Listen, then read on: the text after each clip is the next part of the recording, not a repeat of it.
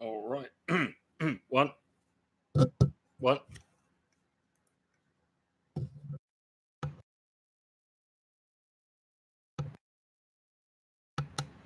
One.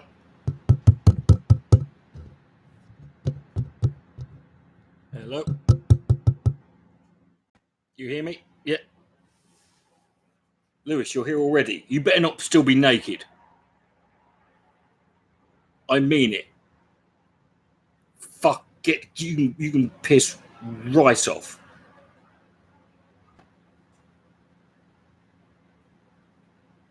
You're still in the bath. Oh, for fuck's sake. Hold on.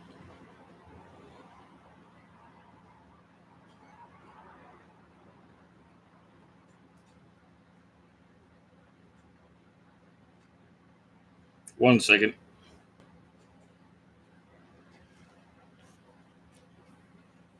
Bloody hell, 10 people already. Yeah. If you're wondering why I'm doing this on here, is because my computer's been a pain in the ass today, and I've had it up to here with it. So I thought, fuck it, I'm just doing. I want to finish that fucking video that I was tried to finish for the last fucking week, but I can't seem to get. Dropbox is being a fucking pain in the ass. So I've had to take my files off me from my camera, put them into me iCloud files, which means I've now got to wait until the fucking thing's over there. Then I can just download them onto my computer easily. But I'll put them on the Dropbox, and Dropbox doesn't seem to want to. Dropbox ain't interested in actually doing its job. So don't be sad, Erin. Don't be sad. Don't be sad.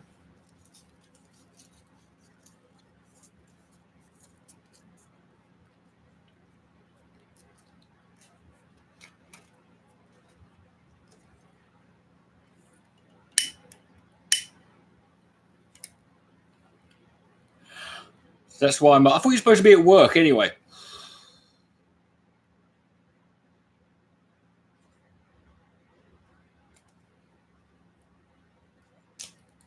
It's not this fucking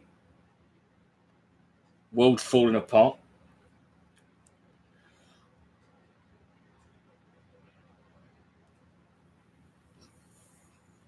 Now we're just not talking. Is that the fucking game? Okay. You're out of the bath now. I don't need a running commentary, Lewis.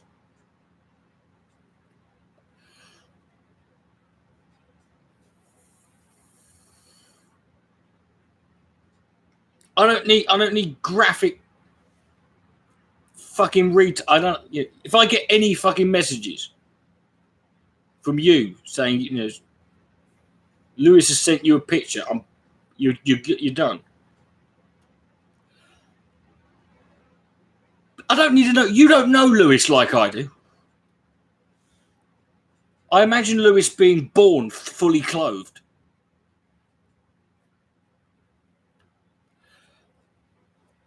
Protesting.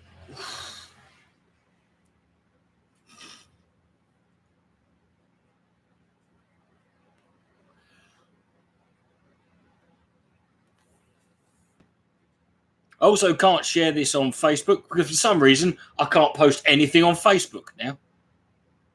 Facebook over the last few weeks has just been slowly just removing. I don't know why. I've had no notifications about anything. They just won't fucking let me post anything.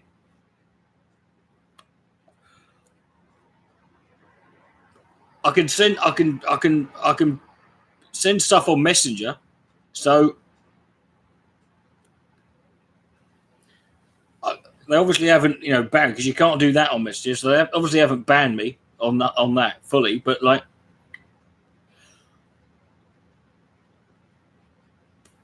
everything's just fucking with me at the moment. Anyway.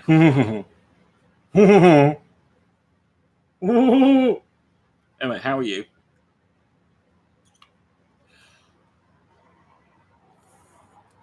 I got a couple of weeks ago, I got a 30-day suspension on my main Facebook page. Fine. So I went onto my second page and it was fine. I was posting stuff, and then about a week later, I couldn't post comments. I could post some stuff. I could post like photos and text on a post, but if I put a link in it, it wouldn't post it. And then today I woke up and I can't post anything. So I went onto my third Facebook page and I can't post anything on that either.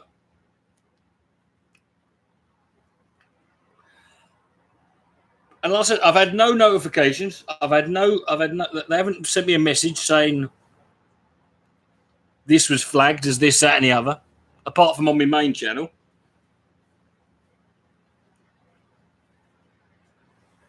So I have no idea.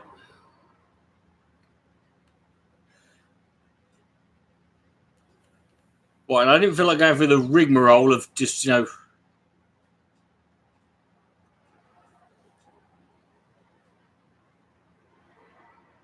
got flagged for hate speech. Good for you.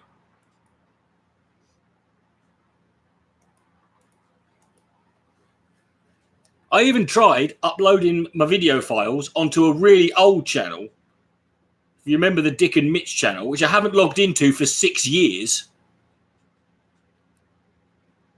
And I started uploading my content thinking I could download it from that. But then I upload 2 videos in it and it won't let me upload anymore. So I'm just destined not to fucking. So I've just figured I'm destined not to do this video today.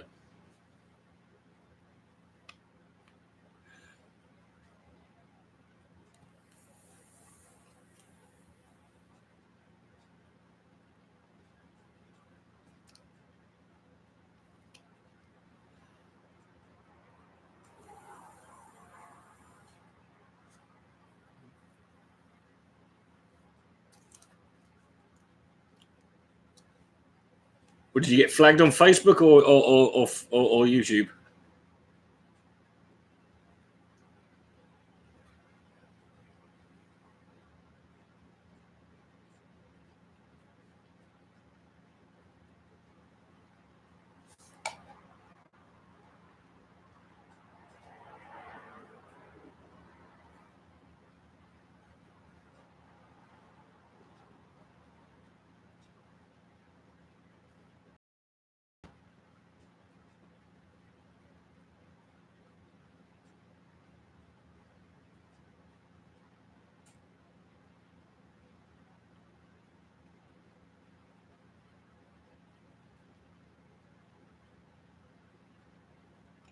Arguing in the alternative that murdering.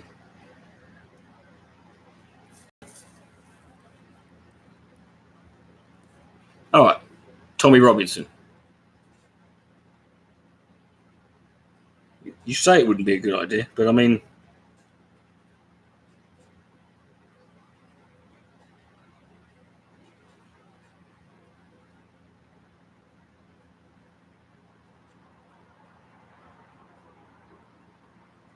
I'm open to hearing all suggestions, but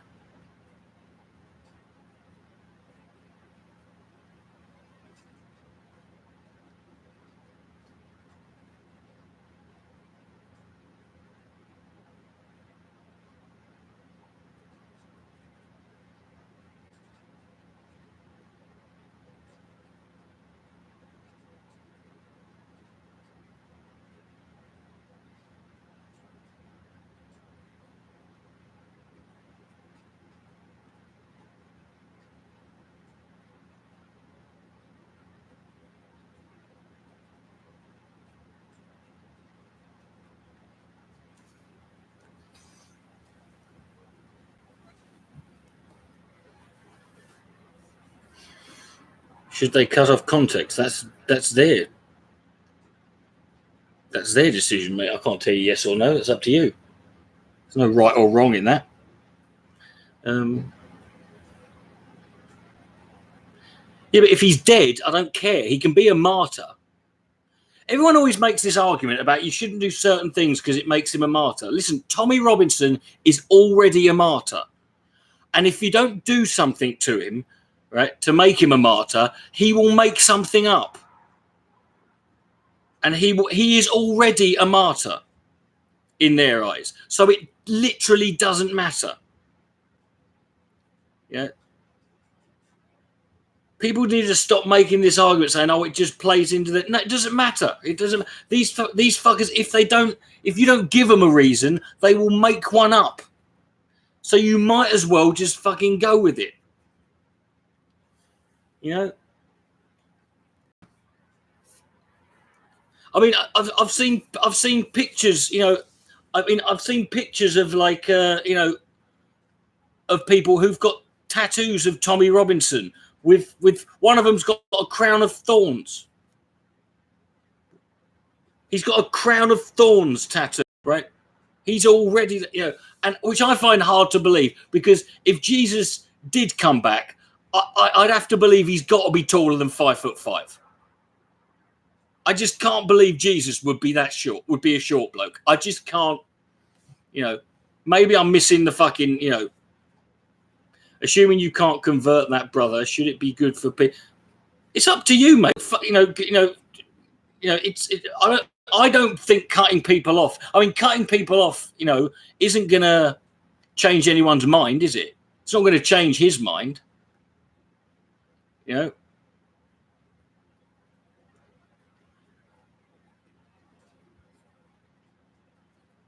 not going to, what do you want to do? Do you want to create do you want to change someone's mind? If that's not what if you're not into people changing people's minds, you couldn't give a shit, then by all means cut him off. But, it doesn't do any good. Yeah, but you don't know absolutely. You don't know that you can't do that. Dude, I've had people who watch my videos who are members of the EDL and the BMP, were full blown neo Nazis who I fucking who credit me with not entirely. I would imagine there's lots of factors involved, but you don't know what you can't do. And again, it's your call. There is no should or shouldn't here. It's down to you. I can't tell you. There's no right or wrong there. It's not gonna matter to anyone but you whether you cut them off or not. It's not gonna matter to anyone else. It's not gonna make any difference. It's not gonna make the world a worse place. It's not gonna make any difference whatsoever. Like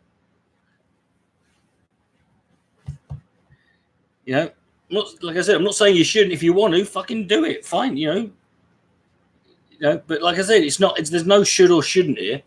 But if you don't, I don't know what. Again, non-Chicago, you have this habit of using words I don't understand. I don't know what a cheeru is.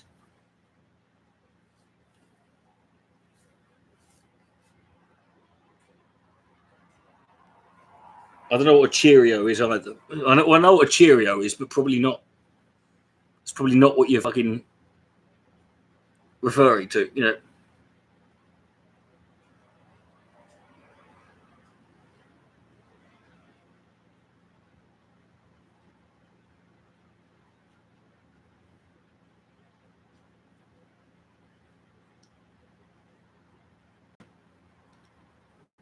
That, and it just gives an excuse to authorities. Again, Jono, you don't need to give people an excuse. They will make one up. I know what a Cheerio is, but what do you mean supporter? So I know a Cheerio is a cereal, but I figured you didn't mean that, because me being a supporter. You mean, do I like Cheerios? Is that the question you're fucking asking?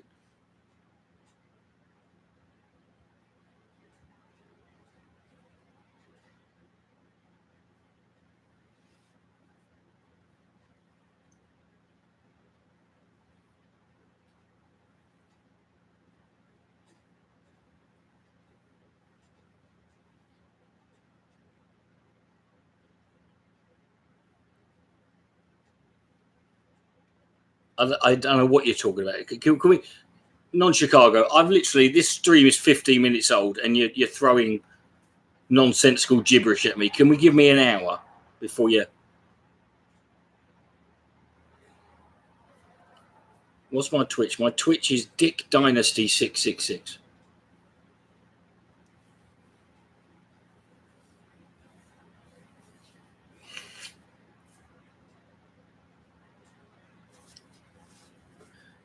Well, no, because he's clearly means Cheerio. He had four opportunities to type it now. He can't mistype Cheeto.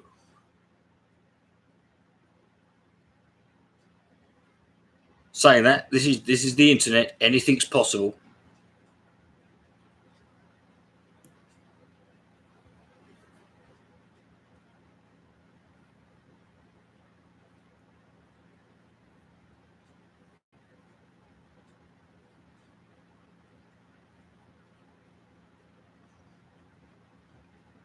What do I reckon Johnson? I don't know.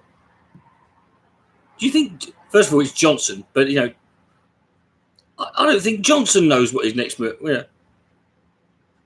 Although I did see in the paper the other day, he's now being forced to consider asking for an extension.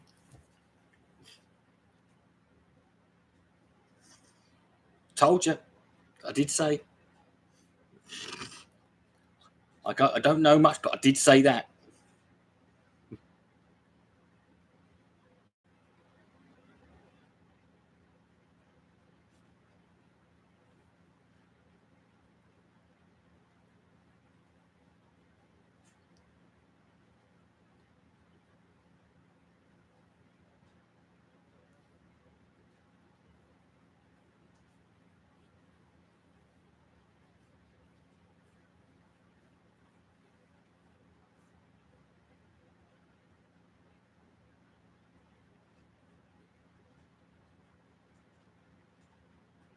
I did see it. Yeah. God, you hate the world. Yeah. Am I going to see the Joker? I haven't made any plans to, but I would like to. It's one of the films I've been looking forward to this year.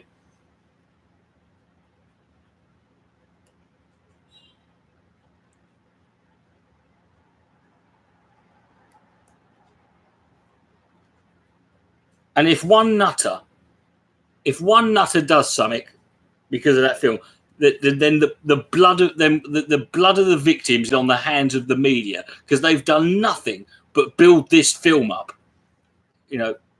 but build this film up to be some kind of inspiration for some fucking, for some Looney Tune incel to go out and say they're literally giving them, they're literally saying, here, go and fucking, this film will make you, do you want to commit a massacre? Here, we'll blame this film. There's loads of horse shit I've seen in the papers already saying that, people are walking out disgusted or shocked, or there's calls to ban. I'm like, oh, fuck off, is there? Do you know what, Lewis? I was thinking that the other day. It's almost like they sat back thinking, our job here is done.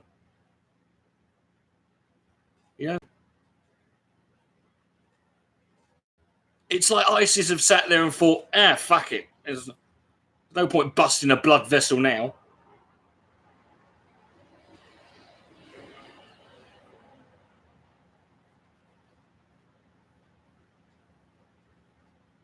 I think you know what we mean, Jono. I think we're not saying obviously you can be Muslim and white, but you know what we mean. Let's not.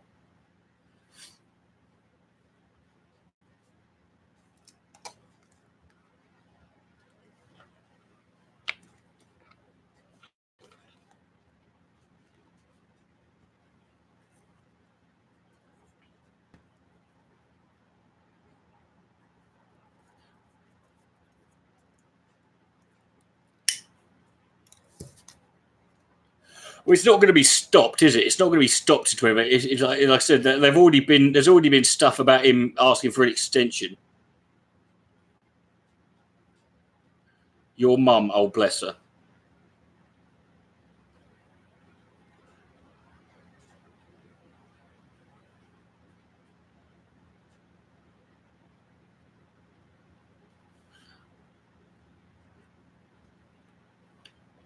The thing is, though, you'll probably go see it, and you'll probably go see it with all this hype, and you'll think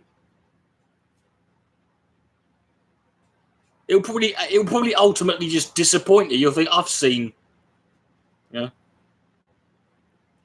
worse. Yeah.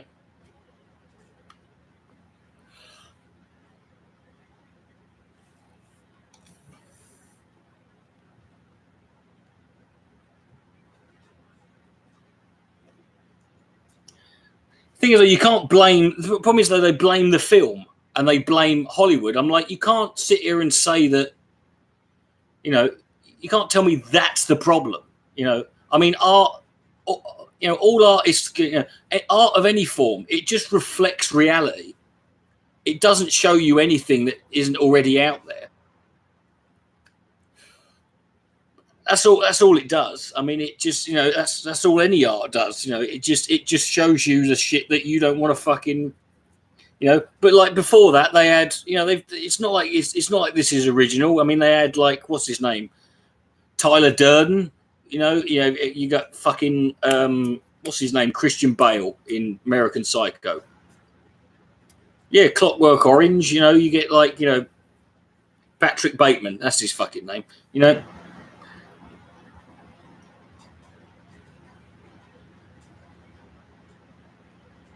And there's nothing wrong with looking at things from the bad guy's point of view. You've got to look at it. You've got to. It's just a fucking film. But it's based. But like it's well, don't read 120. No, you've got as I will be making Erin do soon. I'll be making her watch. Let's be fair though. How many people have seen Sallow, or a Serbian film, or I mean, even in the book. I mean, you might have heard of them, but how many? But this is Joker's a mainstream film.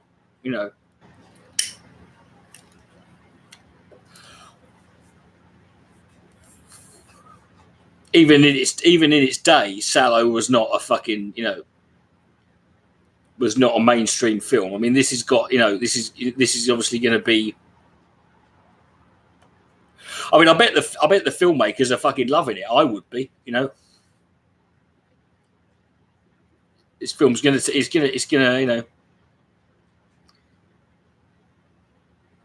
film's gonna take fucking 10 times more money than it probably would have done if they just fucking.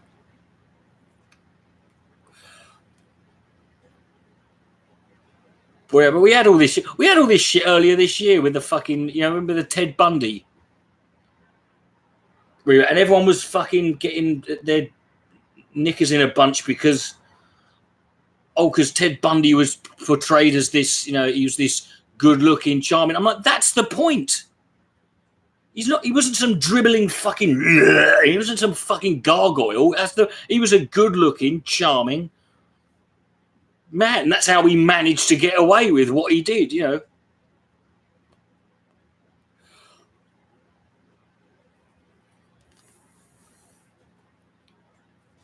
Whenever there's a fucking, whenever there's some serial killer, or some insane child-killing, cannibalistic child rapist gets found out, what do? They always arrest. Even Joseph Fritzl's neighbours, they were like, "Oh, I can't believe it. He was such a lovely bloke." That's what they all say. They all say the same. They all say the same frigging thing.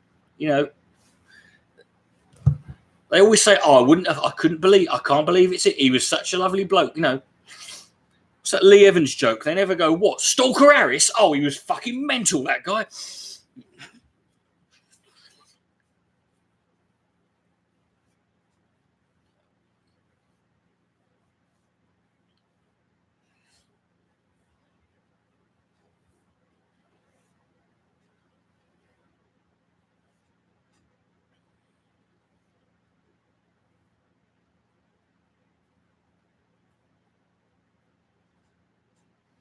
No, they do. They do. Some of them got married to people.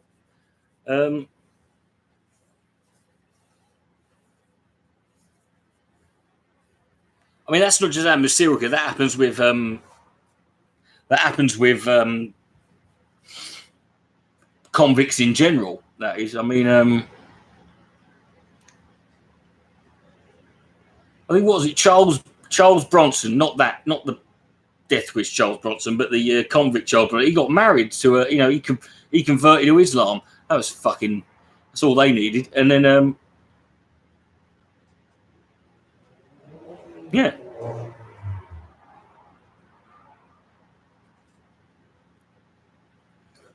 I won't grow a mullet. No, I'm not going to be on. I'm going to build it. I'm not going to be on Twitch that long. Not long enough to grow a mullet. Anyway.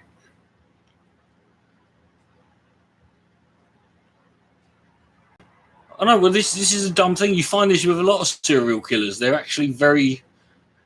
They seem very ordinary. You know. They're not all Charles Manson. You know. I mean, it would be. You know. It would be convenient if they were, but they're not. You know. They're not even mundane. Some of them. They're just like Yeah.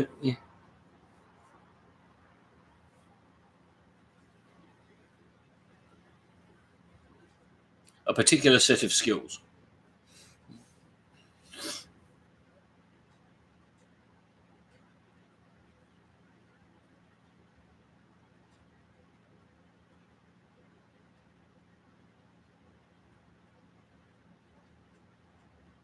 Well, they don't all have charisma. I mean, they're not all charismatic. I mean, some of them are just they're in a.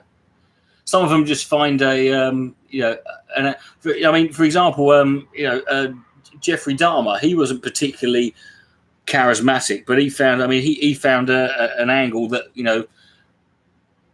or certain other serial killers. They find Fred and Rose West.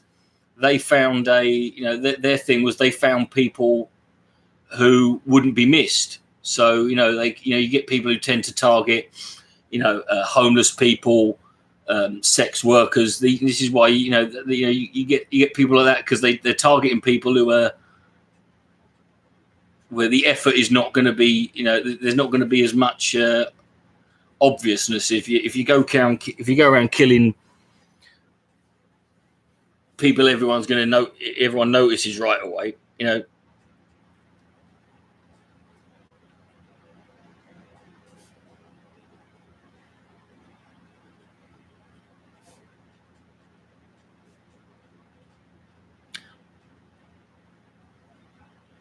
I don't think it's a lack of empathy. I mean, it's total. I mean, it's psychopathy. I mean, that's what psychopathy is. It's a complete. It's a lack of everything. That's what makes serial killers so fascinating is the fact they can do these things, and to them it's completely normal because they can't. They don't. They understand emotions. They don't feel them. Which is a really. Which you can't. I mean, no one can. You can't. No one can put themselves in that mindset. That's why there's a fascination with the serial, with the actual killers in this case. It's not that it's not a lack of interest in it. It's not a lack. I don't care about it. Can we stick? No, can you I really hate it when people just inject random bollocks when we're in the middle of something.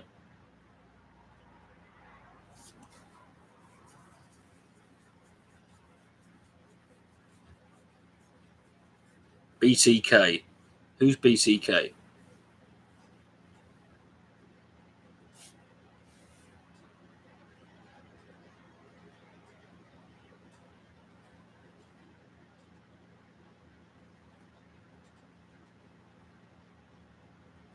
I'm not familiar with that one.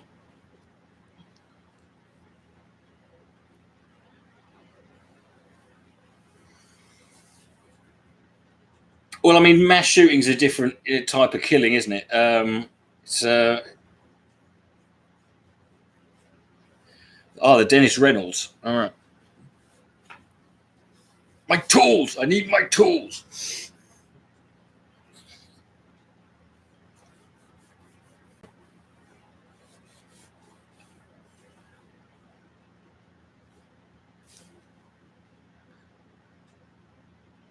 Yeah, people who commit mass shooters, or spree shooters, are very different, completely different psychology to serial killers.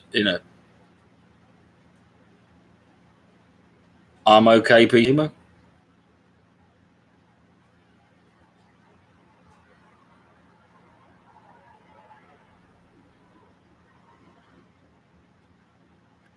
Bind, torture, kill.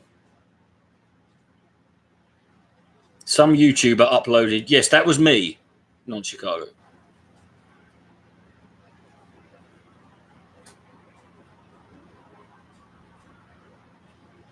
Hey, Scotty.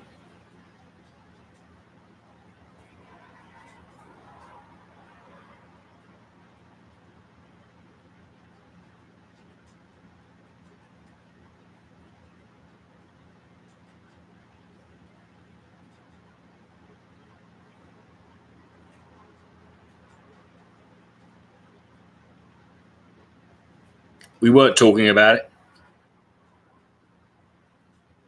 I have no opinion. Right? Hey, Tubsy.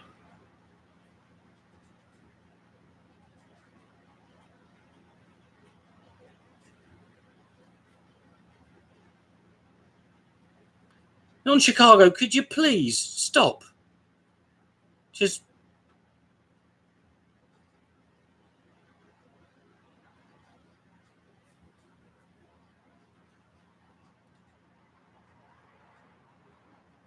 What's the most mental conspiracy theory? I mean, there's a lot of subjectivity to it. I mean, there's obvious ones. I mean, like the lizard, like the lizard people one. But there's literally no one who... but then you've got to counteract that with how many people actually believe this bollocks. I mean, any random, like obviously the lizard, the fact, the lizard people one is the most obvious one, but like I said, you've got David Icke and then no bugger that believes, who believes that. I mean, the 9/11 no plane theory is pretty much, Okay, who? Okay, I've not heard that one. Okay, who says Obama's whistling controls the weather? I want to know who's ever said that one. I've never heard that one. Who says that? Is that like one nutter on Reddit? Because I haven't even heard that one.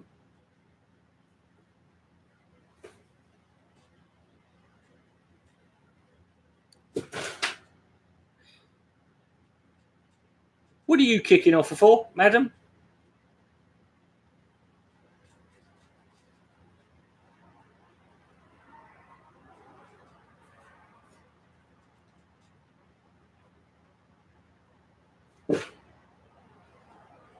You see, the thing about flat eartherism is it's not like, in and of itself.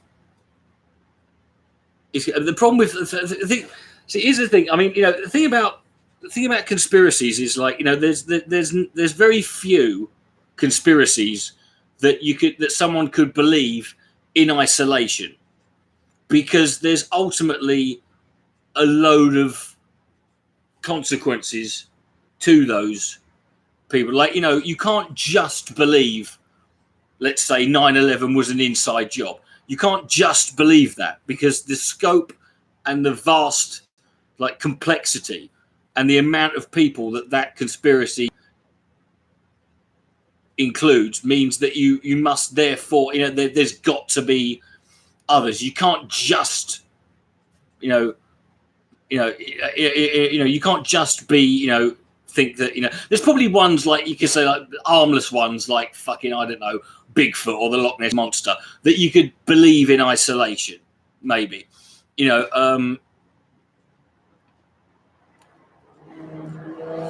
but with flat Earth, I mean, in my experience, you very rarely get flat Earthers. With flat Earthers, generally everyone I've encountered, they buy all of it. I mean, there's not one, didn't one of those right-wing conspiracy, I don't know. I mean, the interesting thing with flat earther is the flat Earth thing is it's the one conspiracy. It's the one conspiracy where it makes all other conspiracies make sense on the basis that somebody stands to earn a lot of money from this. Someone stands to benefit from that. Whereas flat eartherism doesn't. I mean, there's no appreciable. There's no reason.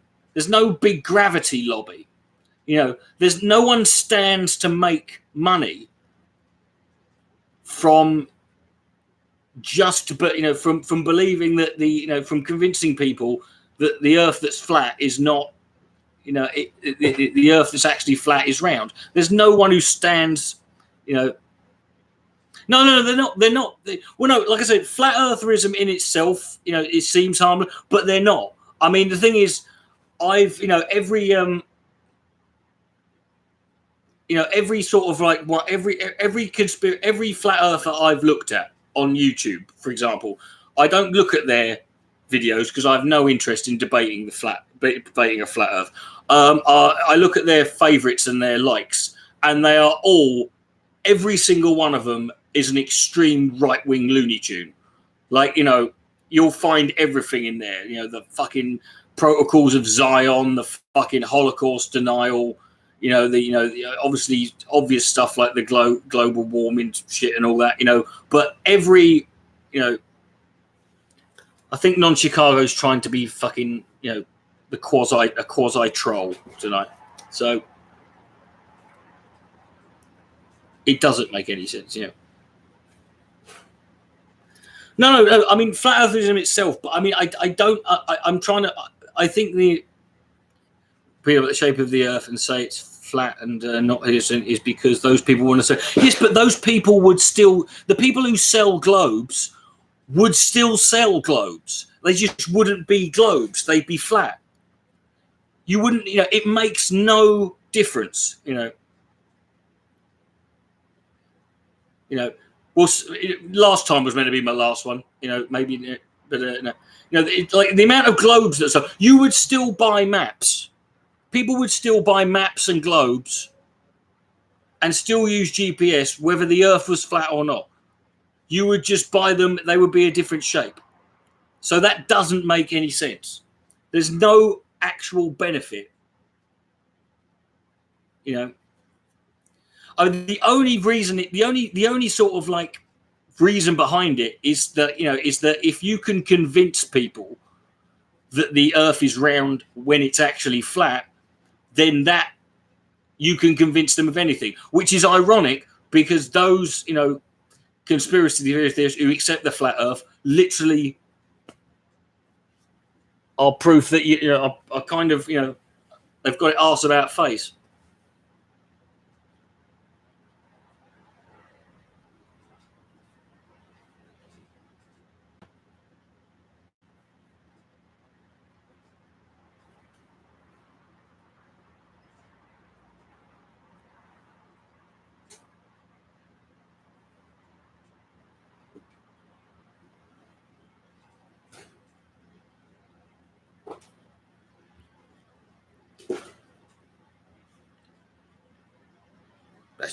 You can't convince people to be kind. Well, that's your opinion. I don't know. That's an assertion you have to prove, my friend. Yeah, the Greenwich Mean Time goes through the naught line of longitude. Fair enough. We put the line there, but it still counts.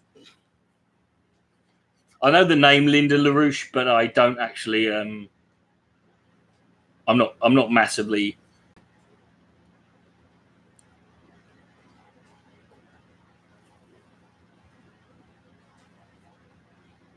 Yeah, but that's bollocks, though, isn't it? Anurubu, isn't it?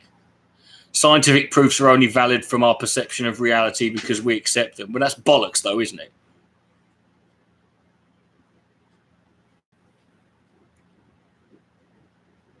Yeah. I mean, that suggests that reality is subjective based on what you think it is, which is bordering on solipsism.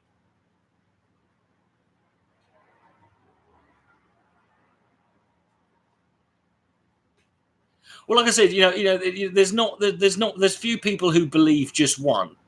I mean, even when I was,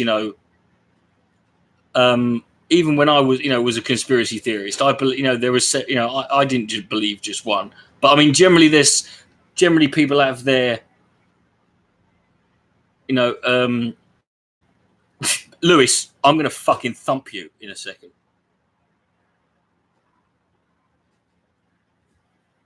God, fucking Hillary Clinton, she can't even kill a fucking child trafficking paedophile without people fucking getting on her case about it.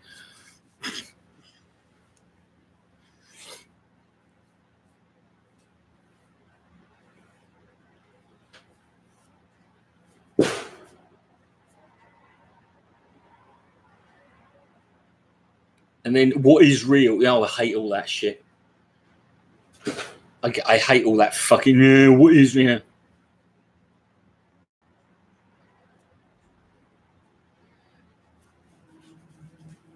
I mean, you see this, it's when people start, trying to sort of create a false equivalence. Like people will say with 9/11 truthers, they'll sort of say, no, but you're a conspiracy theorist because what you believe, you believe in the conspiracies, because what you believe is a conspiracy. I'm like, yes, but mine's got actual stuff behind it that creates a narrative that makes sense, and it's got like, facts and evidence and stuff. Yours is just, weird anomalies that happened in fucking videos that were filmed on camcorders from 2,000 feet away in 2001. It's the same way. Do you remember when atheism started becoming popular and religious people started arguing, well, atheism is kind of like a religion?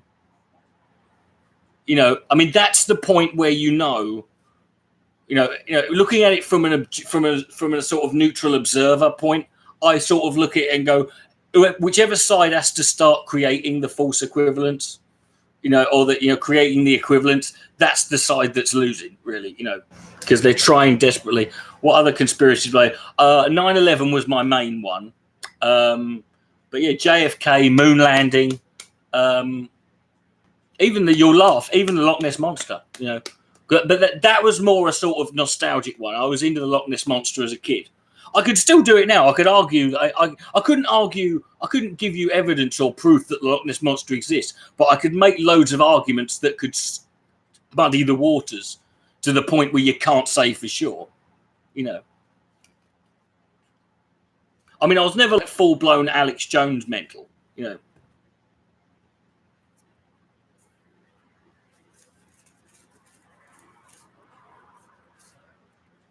Yeah, I hate stuff like that. There's no such thing as a fish. I've heard that. And it's like, but there is. It's like, there's this. And we fucking named it. It's got to be a fish. Because that's what we call. We invented the fucking word.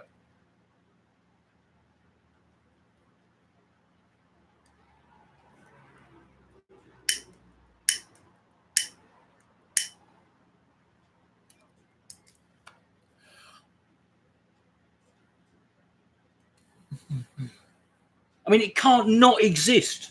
Like, why did we invent the fucking word fish? Just for a laugh? And whoever invented it must have been looking at a fucking fish when they named it.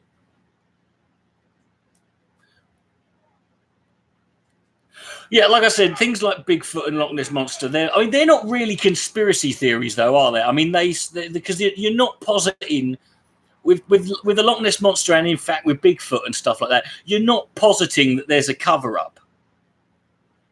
Oh yeah, I mean, you're not positing that they know about it. You're just positing that this thing exists. Or you're positing that but as with most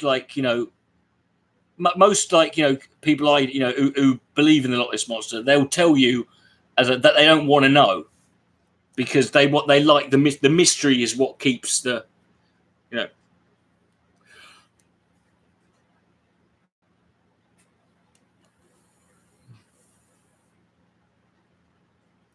But I mean, there's like if you remember, there was a TV show. If you remember Newsroom, the TV show Newsroom had Jeff Daniels in it, You know, there was a guy in there. There was a character in that was arguing. You know, that argued that Bigfoot exists, and one of his arguments was one that, you know, we didn't know that the mountain gorilla existed until the 1920s. And there's lots of other things. There's things like there's a fish. What? A fish might have been a lizard fucking around, right? You know, but there's a fish called a coelacanth that was believed to be extinct for thousands of years, and then someone caught one. You know, and this sort of lends, you know, things like that sort of lend credence to the idea of like, well, there's got to be some, you know, we know for a fact there's got to be things out there that we don't know. So why?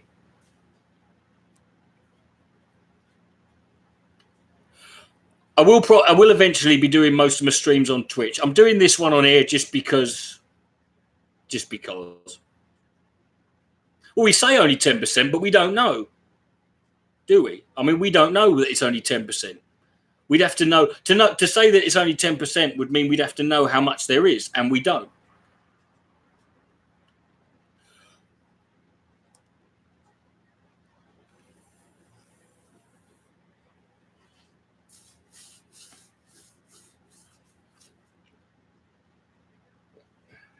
Oh yeah, there's coelacanth deniers out there.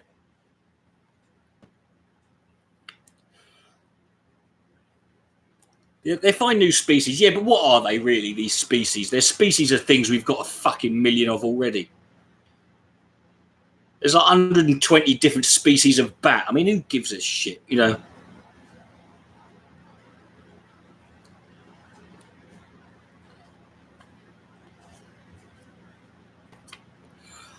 Or bacteria. I mean, bacteria makes up a lot of it, I imagine. You once saw a beached whale explode? Oh, I bet that was fucking hilarious. I would have fucking... Oh, God, I just hope there was some poor bastard stood right in the... with his glasses on. Just takes him off 2 fucking rings. I tell you what I fucking hate. Those fucking stag beetles that can fly. Those things can fuck off.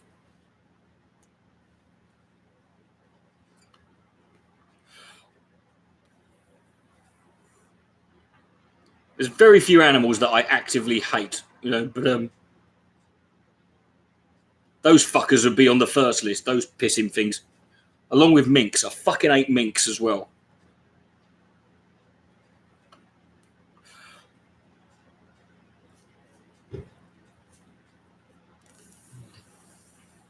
You found a new species of bug. Well, good for you. Do you get any money for it?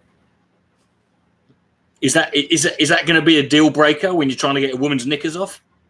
I don't think so. That is my that is my fucking standard for whether something's cool or not.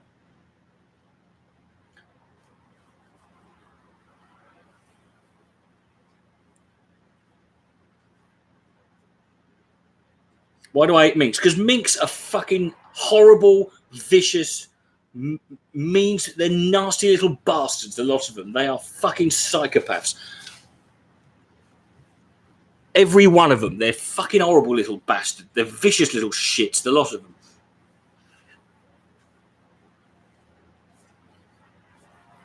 They're the only species other than human beings that I've ever seen that just kill for no reason. What's a mink? It's like a sort of like it's a long. It's hard to describe. It's like a sort of ferret, weaselly kind of thing. But it's a vicious little bastard. My dad used to lease this lake, and I'll tell you what's at Foxy Stoats. You know, my dad used to hire this lake in Kent. And I saw this mink once. This mink was running along the side of the bank, and it just stopped and it looked out, right? Looked into the water, dived in, and grabbed this tiny little carp. It was only about this big, this bugger. It was about a pound. And it just grabbed this carp out of the water, fucking ripped its guts out, fucking smashed it on the ground, and then just fucked off and left it there. Right? It didn't eat it, didn't bury it, just fucking ripped this for no reason. It went out of its way to fucking murder this fucking, you know. Yeah, everything's cute when you're fucking, you know, everything's cute. You know, like I said, Ted Bundy was a good-looking geezer, but, you know.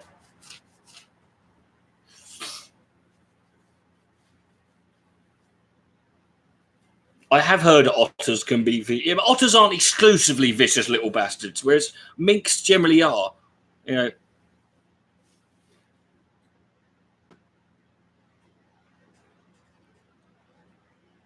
If you believe that every animal in nature has a place and a purpose, then maybe the purpose of minks was to have gloves and coats made out of it.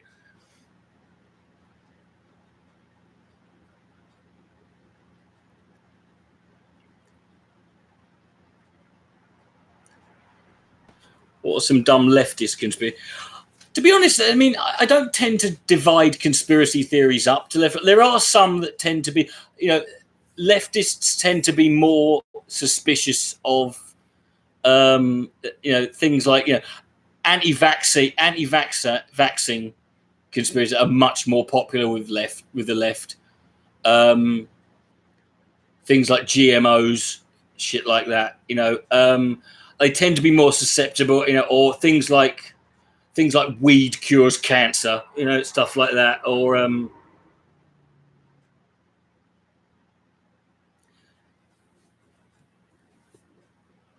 mean, you get some conspiracy theories where you get a fucking, you know, you get like a crossover. You get some that are more sort of like, you know, right. Yeah, generally any sort of hippie bullshit about vibrations and fucking all that horse shit, you know. Things like The Secret would be more, you know, you'd be more like, you know, likely to go for that kind of crap, you know.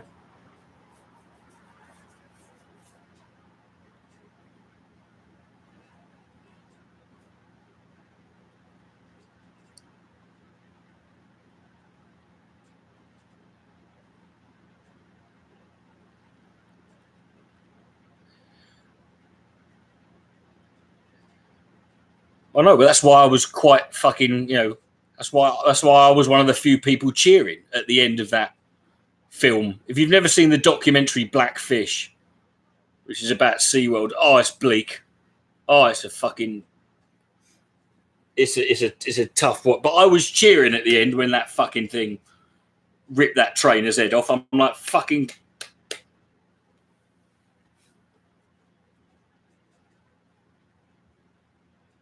When it ripped that bitch's head off, I'm like, yeah. Because these people aren't trainers. They call these people SeaWorld. You're not training these things. You're winding up a fish. Well, fish. Until we establish otherwise, you know. But you know, you're just a not, you know.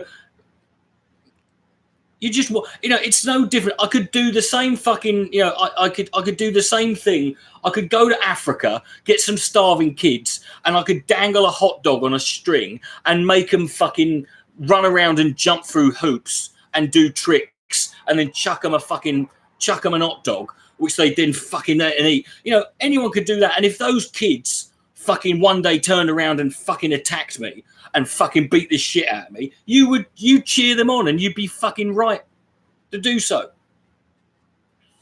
Man, I don't care. It's a fucking fish. Lives in the water. It's a fucking fish.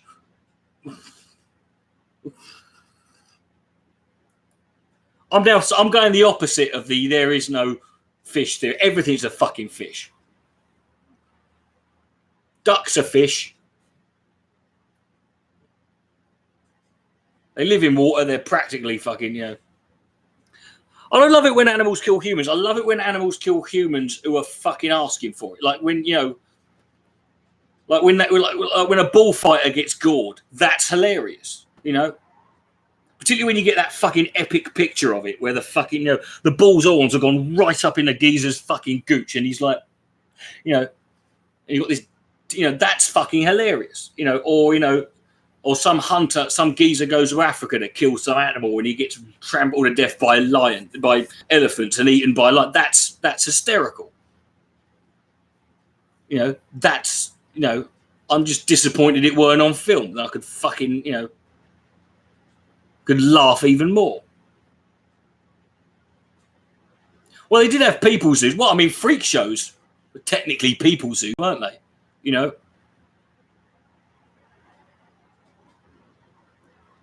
Coney Island and stuff like that. They were technically people. Things like the elephant. They used to live in things like the Elephant Man. I mean, that was a.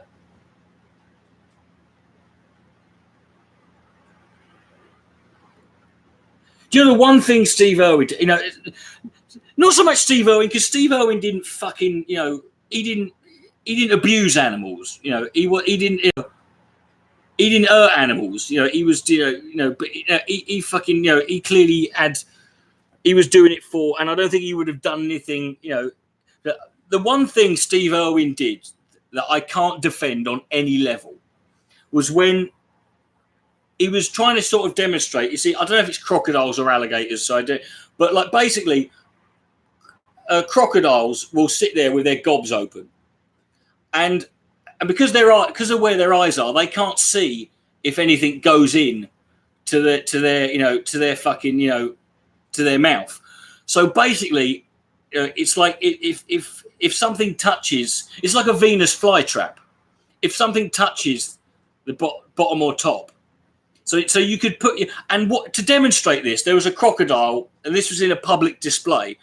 There was a crocodile with its guy open. He got his newborn baby son and put his baby son's head in this crocodile's gob to demonstrate that it won't fucking.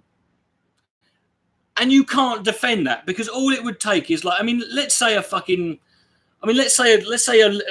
stone was stuck on his finger and it landed or let's say a drop of rain or a fly had landed on the fucking and then that's his newborn baby son's head in an alligator's, in a crocodile's mouth, or he could slip. Yeah, he could slip. You can't fucking, it's just stuff like that is like, Steve, you don't by all means, put your fucking head in a crocodile's mouth, but don't put don't put a baby.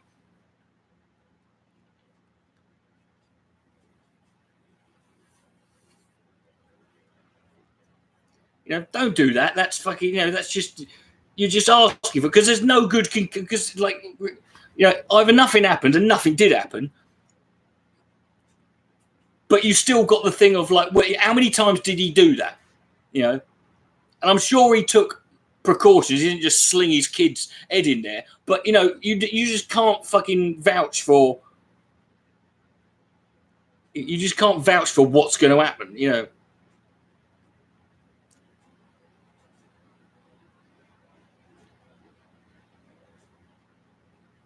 I don't remember. I didn't watch Steve Irwin, if I'm being honest with you.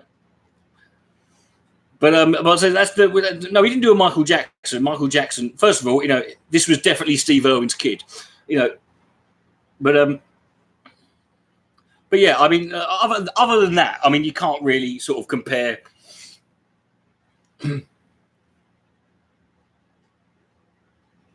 Yeah, if something had happened, well, if not only that, it's just it's like you're done at that point. I mean, you've just fed your, and it's not like it was an accident. If a crocodile eats your son by accident,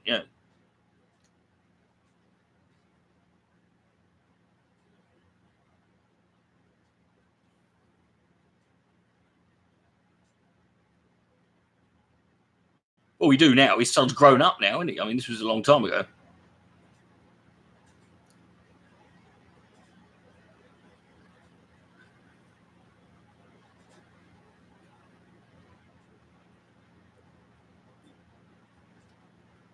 Well, I mean, I have no opinion on the habitualization of camels in Norwich city centre. I don't.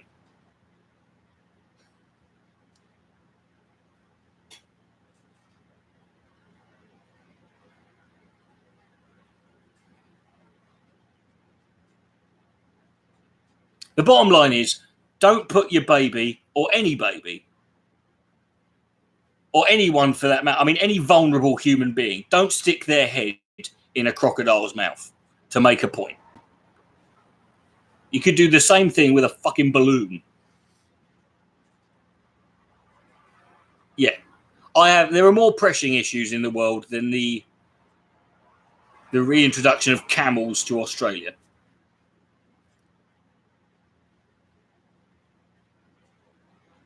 Yes, but Ulbeck, what you got to understand is human beings are fucking morons, and they don't, they only care about things that they're told to care about for very brief periods. Have you seen many posts on Facebook lately about the Amazon? I haven't. People lost interest in that very quickly, didn't they? All of a sudden, one day, it's like the Amazon's burning down. And that was like, what, 3 weeks ago? I haven't seen shit for about 2 weeks now.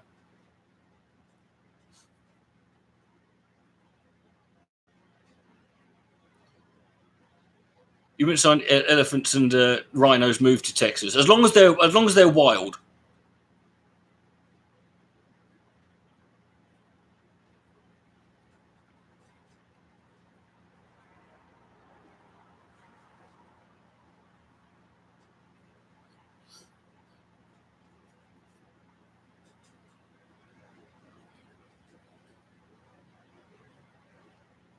There's enough empty space in Texas. You could fit this country. I mean, isn't Texas like 4 or 5 times the size of the UK? Something stupid like that.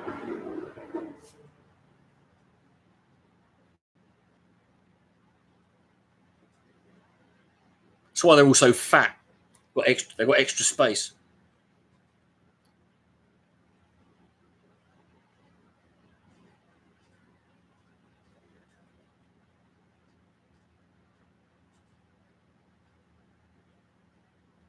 It's dirt and rock and snakes. Yes, but that's the best bits. The other bits have got Texans in them.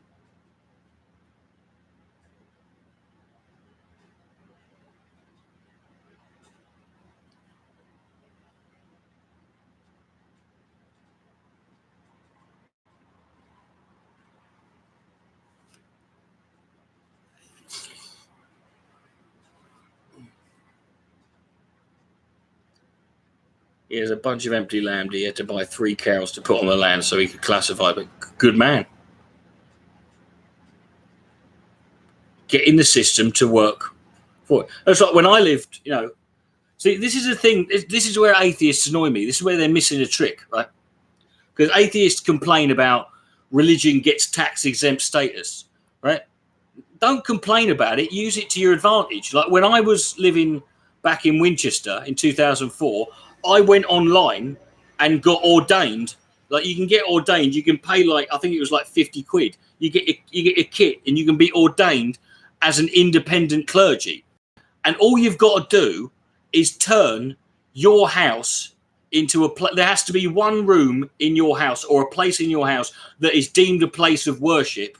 You don't have to be part of an affiliated of a major religion, but you don't have to be open. It just has to be your independent clergy. And because of that, I didn't have to pay fucking council tax. And I was legally fucking allowed. I was allowed to perform christenings and fucking marriages. Yeah. So don't fucking so this tax exempt status thing, don't moan about it. Get it to work to your fucking advantage. We just turned the fucking cellar into this is our place of worship. Put a picture of Cliff Richard up. That didn't age too well, but that's all you got to do. And then we went out and got drunk that night, and then my mate Adam we married. There was a homeless guy asleep, and we married my mate Adam. It wasn't Jesus. Again, independent clergy, mate. I'm not affiliated with any religion. It doesn't even have to be. Religion doesn't mean, belief in God. There are religions that aren't that have no belief in God, that aren't, that are atheistic. Yeah. Just as you can believe in God and not be part of any religion. How much is council tax? At the time, council tax was an extra 80 quid a month. And this is 2004, remember. So that's probably, you're looking at about 125 quid extra a month, you know, which is a lot now, you know.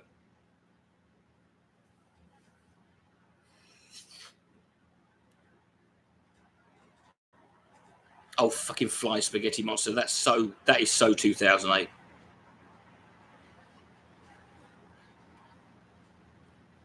But I mean, there's different bars. I mean, there's different fucking, you know, there's different, what's the word I'm looking for? There's different zones.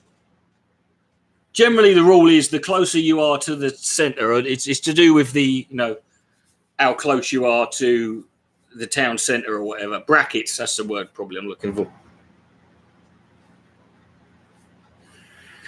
Either way, I mean, it was noticeable pounds a month. Why am I going to Twitch? Because I feel like it. Okay. Because on Twitch, I can watch other people's videos and I can play other people's music, and they won't shut the stream down halfway through like they do on here. They'll shut it. I mean, they'll silence it. You know, they'll rip the audio off after it's done. But I'm fine with that as long as they just but they don't do it now.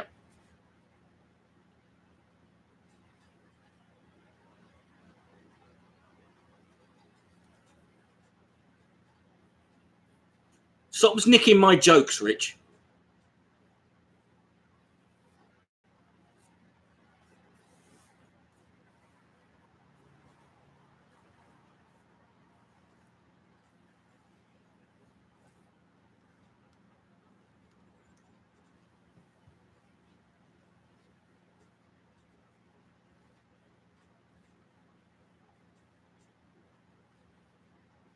If you're going to nick my jokes, don't do it in my own fucking stream. Do it.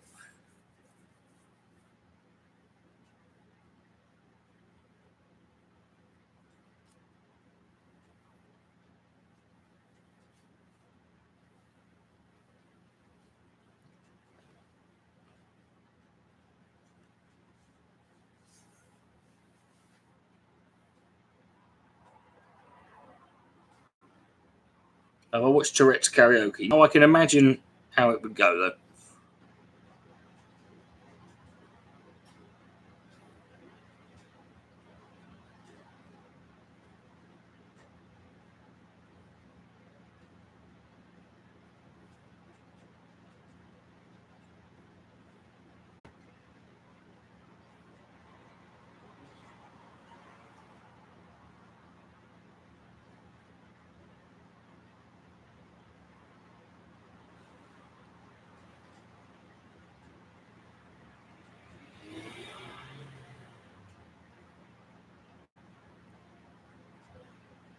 Oh, God, everyone's Turkish. A fish doesn't exist and everyone's Turkish now.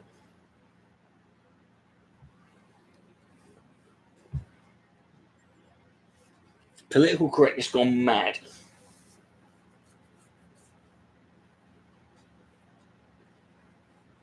This is the future left. This is the future liberals want.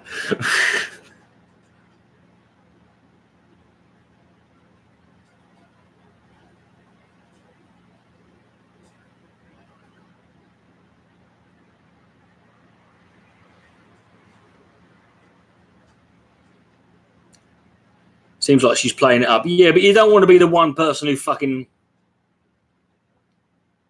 I would just let her, you know... I wouldn't bring that up because you don't want to be that one cunt, do you? Ted Shiras. There's a guy on YouTube called Ted Shiras who's got cerebral palsy. Like, proper bad. Like when he talks, he sounds like a zombie from Minecraft. And he's got it so bad that a lot of people, like when he started, thought he was taking the piss. Why you would do this? I know I'm going to make my videos even, you know, harder to fucking understand. You know.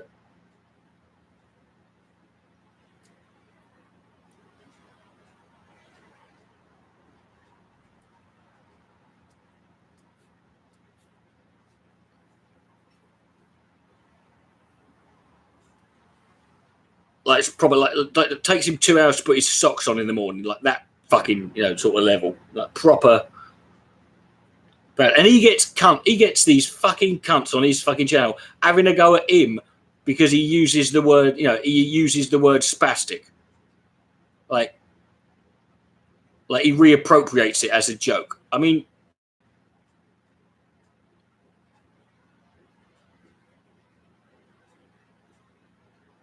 Who would do? What kind of arsehole do you have to be? He got up from his wheelchair. What an absolute fucking knob. See, this is why I have trouble believing in conspiracy theories, right? See, because all that guy had to do, if he's going to pretend he's handicapped, is not get up. Like, that's all he's got to fucking do. And he couldn't manage that. All he's got to do is don't stand up when the camera, in view of the camera, right? Make sure that's all he's got to fucking do.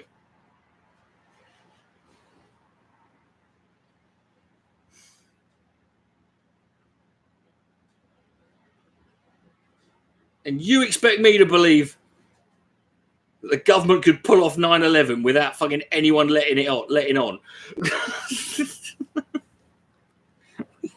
You can't even pretend to be fucking disabled on Twitch without.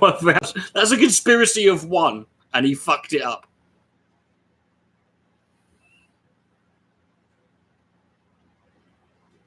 See, it would have been funnier if that had been his last ever stream, like if he said he was leaving.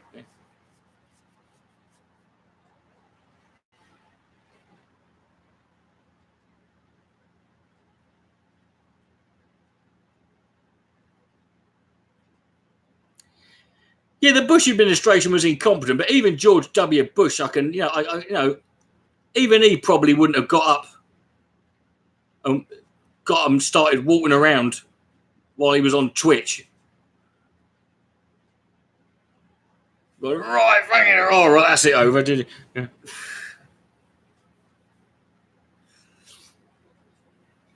Can you get sued? Is it illegal? What's it? Sued for what? On what grounds?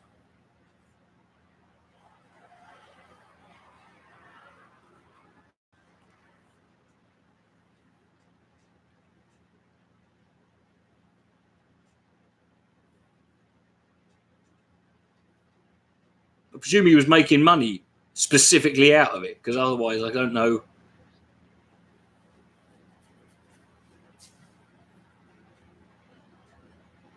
He wasn't killed by a pretzel. He nearly choked and he fell and bashed his head on the table. That's a little bit.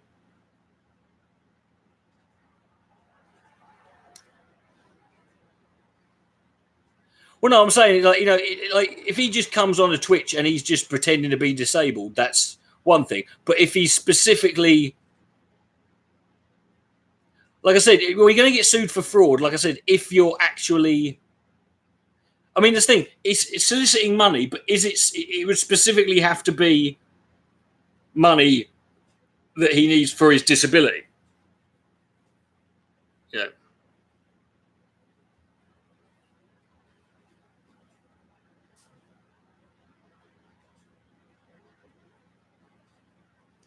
Do I think cancel culture is a thing? Look, first of all, cancel culture is just another word for something that's always existed. Like as are most of these terms, but they invent a new word for something. And I'm personally, I personally pay no attention to this shit because nobody's going to tell me what, who and what I can listen to and what. But, I've been saying for a while, I don't seem to, I can't see any appreciable difference it has made to people in terms of getting work. I mean, and even then, you'd have to show me that it was it was that what someone did was maybe, unfair. you know,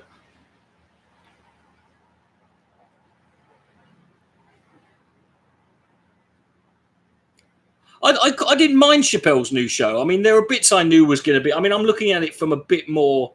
I'm looking at it from a perspective of someone who's sort of like, you know, I tend to watch shows like that from a different perspective as most people, because I'm actually a comedian. So I'm looking at. I mean, wasn't his best show by any means. You know, I was cancelled long ago. Yeah, but I'm still here, Yasin. It hasn't affected me, you know, in terms of getting gigs, you know.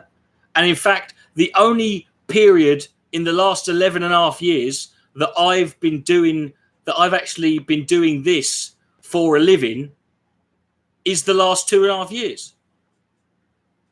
I've never earned enough money from YouTube to be able to sustain myself, except in the last 2.5 years. So if this is me being cancelled,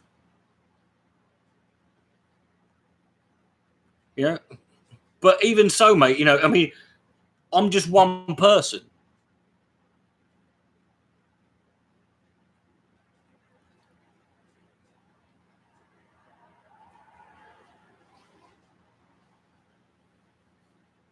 Well, it's been 2 years. It's been 2 years. No, it was August.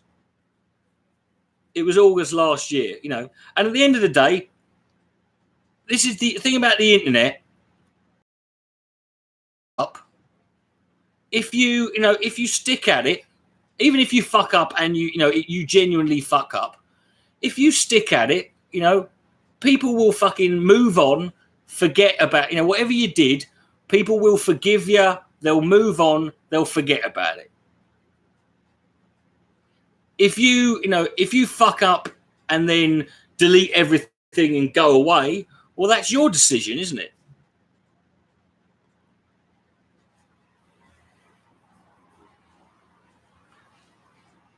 But I hardly think. But I mean, if the best example you got if I'm the best example you've got of cancel culture, then you haven't really got much, have you? Because I weren't really anybody to begin with. You know, do I have Hispanic friends? Not that I'm aware of, but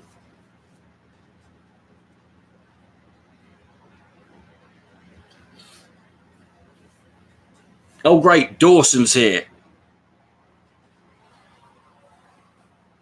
Yeah, but I mean, as far as cancel culture in regards to people who are actually famous, it makes no difference whatsoever. Yeah.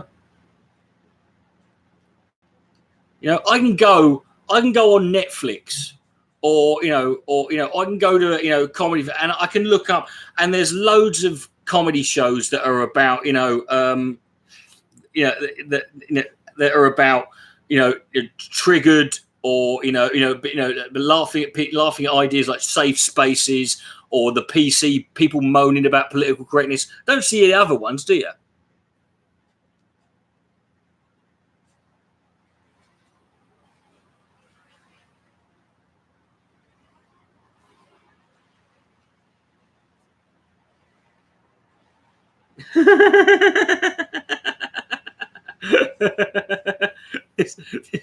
That's fantastic.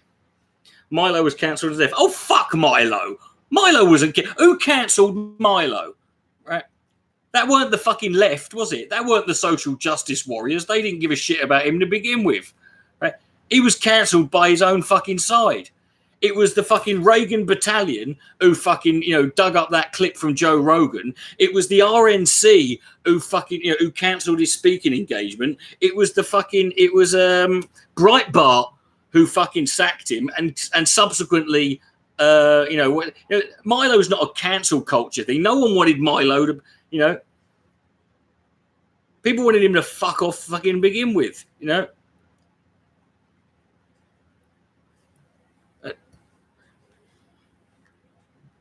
It wasn't even called cancelling back then. It's just another word for but Milo's different, because Milo was involved, as a political, Do I think a mass scale revolution is possible? No. And to be honest, mate, you don't want there to be.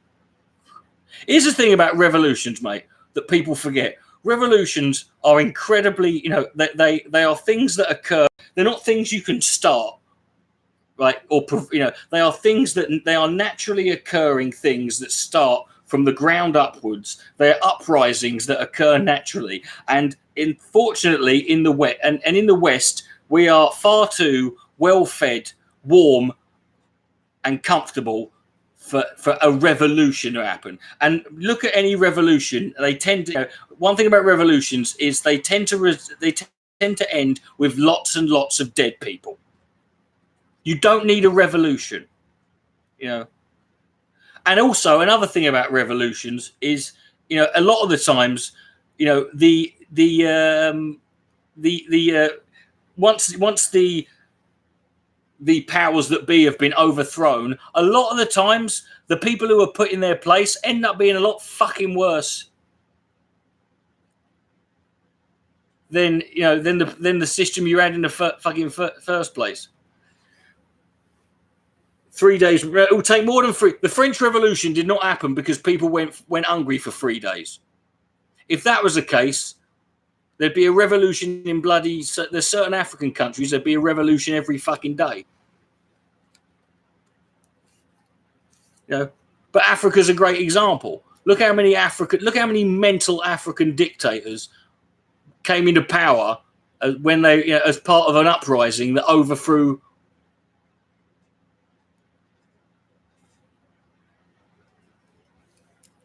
the previous nutters.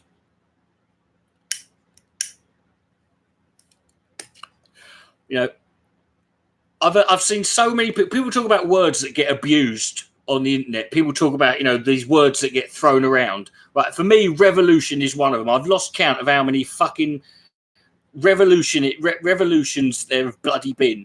There's been the Ron Paul revolution, the Tea Party revolution, the Occupy revolution, Russell Brand's revolution, the UKIP revolution, the Brexit revolution. It's been this revolution. The Young Turks have had their fucking revolution. Then you've got fucking, it's not a revolution. And you realise that what they're talking about is simply just slightly, it's just the system as it is.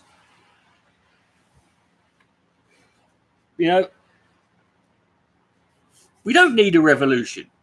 Do you know what I'd take right now? I would take a little step this way, just a step.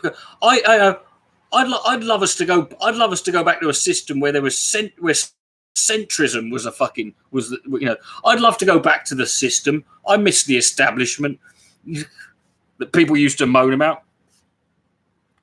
We always need reformation, though, don't we? I mean, that's the thing about but I mean, that's subjective depending on what your position is.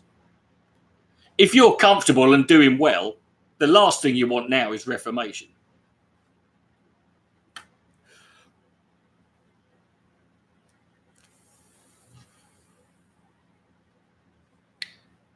Yeah, but mate, getting rid of the rules ain't going to happen. Is the reason getting rid of the rules ain't going to happen?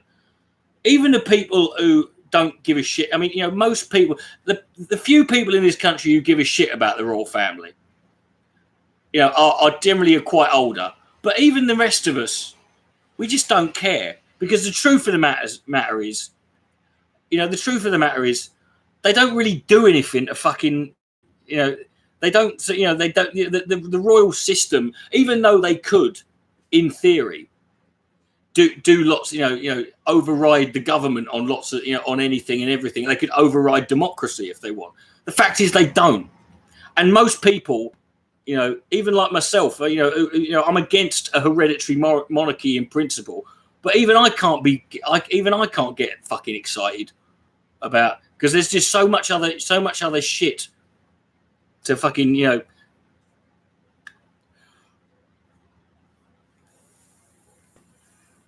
And it's all very well, Tubbsy, and I'm not disagreeing with you saying we need to overthrow this and overthrow that. Okay, then out.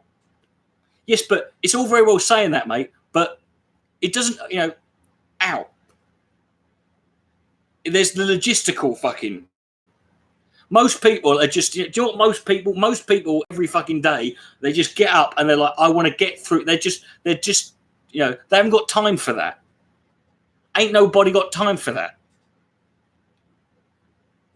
If you're married and with kids and, you know, and you got kids and a job and a fucking mortgage and bills to pay, you ain't going to fucking sit there and fucking think about things like a fucking, like, you know, like a overthrowing the system. You're going to be like, I just want to get through the fucking, you know, I tend to look at life a little bit more short-sighted, you know. But does blueface count? I don't know who goes blueface. Here's a question about blackface. Just putting this out there, right? Is it still racist if you put on blackface, and when someone says, "What are, you know? Why are you doing that?" you say, you know, I've come dressed as a racist, right? Because aren't you then, right? Aren't you then haven't you then changed the whole context of it? Yeah. I don't think anyone says they did get off scot-free, but they don't do that anymore. I mean, they used to do it. I think there's a way. I mean, there's a way it can be done. Where, I mean, it was different. I mean, Lucas and Williams were playing different characters, and I wasn't a fan of a lot of the stuff they did. I don't mind him in general, but I mean, it's like people always talk about like Robert Downey Jr. in that film. I forget what the film's called now, but people forget the whole fucking point of that film was like he was playing a white guy who was an actor who underwent surgery to become Tropic Thunder, to become like it was part of, you know, his. You know, it was part of the character. It wasn't just him playing a black guy. He was playing a white guy who was this mental actor who was so sort of intensely, you know.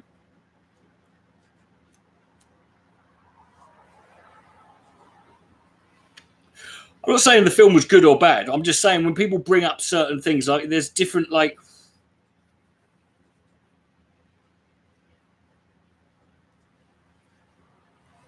Yeah, I mean, it was part of the. He wasn't playing a black guy. He was playing a white guy. Or people always bring up, what's his name? White chicks. Like, as if that's the same thing. I'm like, first of all, there's no historical thing about playing whiteface. Or they bring up Eddie Murphy in Coming to America because he plays an old Jewish man in it. And I'm like, that's different. Like, that's completely different. In White Chicks, you know, he was playing, they were black guys dressing up, who were undercover, dressing up as white women as part of a thing. That was the fucking, you know.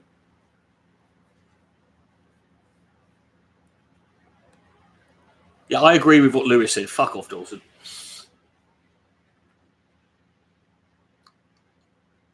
Yeah, that was one. That wasn't even the word. I mean, that was you know, I didn't have a problem with that character. The problem I had with that character, I went to see Little Britain live, and it was when they introduced some new characters, and there was just some that I just didn't even back then. You know, and one of them was the character that, you know, this woman who was incontinent and pissed, just like, and it was just, and the joke was just there was loads of piss, and it's like, that's not funny. That's just what happens when you're incontinent. Old people.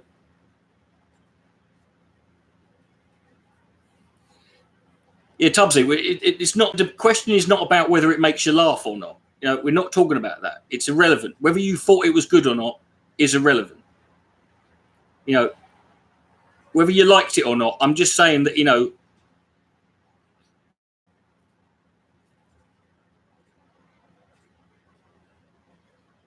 not all, you know. Did you see Bottom Live? Yes, I saw Bottom Live, the fourth one, and I saw it in Brixton Academy the day before my first ever stand-up gig. I still think there's some good stuff in Little Britain. You know, the first season especially, there was some good stuff in there. You know,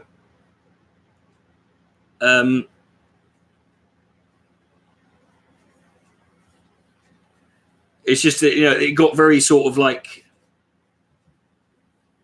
it almost became like a sort of like, it just sort of became about catchphrases and stuff. It just sort of became, you know,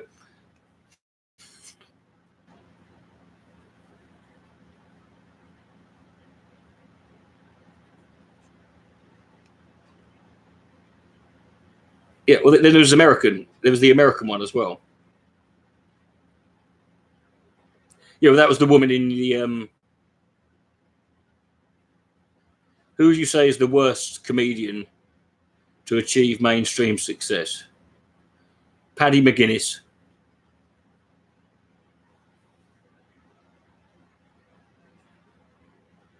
Um,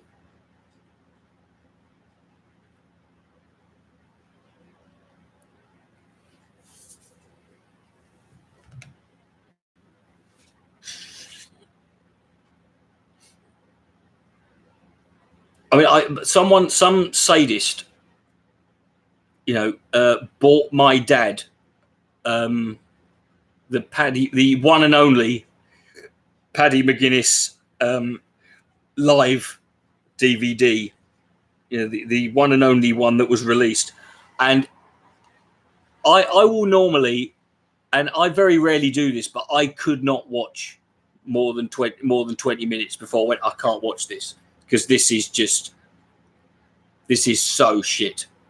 You know, and I normally will watch any stand-up show because I always think that there's something, even if I'm not a fan of the person or their material, if they're at that level, then there's something I can learn from them. You know, there's something they've got. But with Paddy McGuinness, it literally is just, he's Peter Kay's friend, and that's it. You know, the only thing I learned from that was that's what being Peter Kay's mate will get you. You know, because it just was fucking awful. You know, and I almost never, like I said, I almost never, you know, turn off, you know, a stand-up show at any point. Yeah. Have I seen Spitting Image? Of course, I've seen Spitting Image.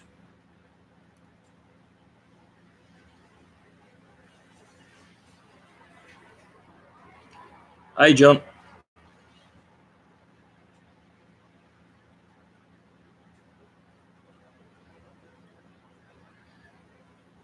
Well, to be fair, not many of them have, you know, not many people have probably.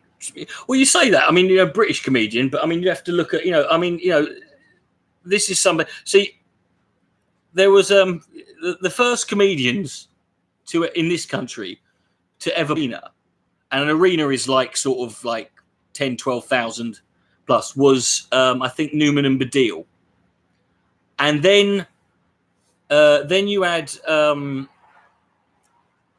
and then after what, I think Lee Evans was the one after that. But now, but then you got some. But nowadays, like playing an arena is a very like Michael McIntyre was the first ever comedian to go on a national tour playing only arenas. You know, like he only played fucking arenas, and every comedian you watch has played fucking, you know. Roy Chubby Brown has done USA. I mean, he's played in America before. Generally, his audience is generally. I mean, generally he does gigs. You know, you go out there and he'll do gigs to, you know, expats. You know, people who know who he is. I mean, Al Murray's done a gig. There's video on YouTube of Al Murray doing a gig in France. You know, obviously not to French people, but you get like, you know. But you know, you'll get you know, gigs that are basically, you know, they're where they're looking for, you know, you go to any country in Europe and they'll have English language comedy clubs. Like you go to Holland or Germany, you know, or France or Spain or, you know, wherever, and there'll be, you know, there are comedy clubs that have like, you know, where all the comedians speak in English, you know.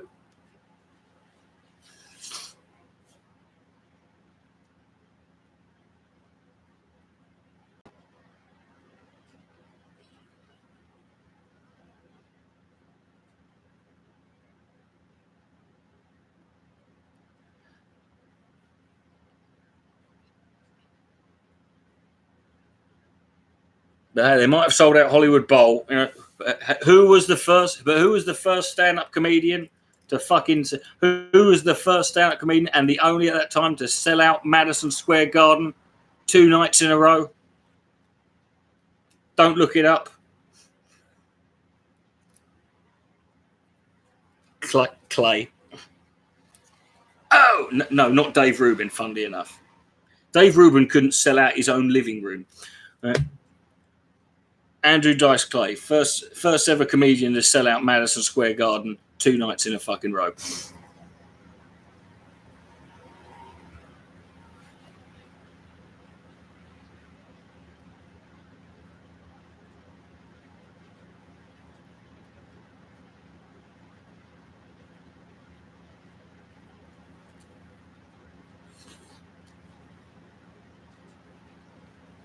I saw Mike Reed actually. Mike Reed's an interesting one because I saw Mike Reed. Like yeah, my dad and a few of his mates had got tickets to go see Mike Reed because he was playing in Folkestone, and someone had dropped out. So my dad asked me at the last minute, and I went along. Now, bearing in mind at the time, I was 22 years old, right? And I went to go see him, and I knew what he was. I knew what to expect and all that, But I thought it'll be it's a night out, innit? And I watched it, and he did 1 hour, and I knew the punchline to every single joke that he told. Like I had heard every single joke Mike Reed told her, and I'm only 22 years old. Right, now, fair enough. I'm a fucking, no, he was playing Leeds Cliff Hall. Now, fair enough. I'm a bit more, comedy savvy than most people, but still, I'm willing to bet that if I'd been an arsehole and felt like it, I could have ruined that show. No, it did not. I repeat, did not. Listen. You think that I'm a big square, Lewis, but let me tell you something. I've worn bell-bottom trousers. I've inhaled hashish. I had an afro haircut. I've been on all weekend binges to Prestatin to see Wings, right? And let me tell you something. Mike Oldfield and Bucks Fist would eat you lot for fucking breakfast.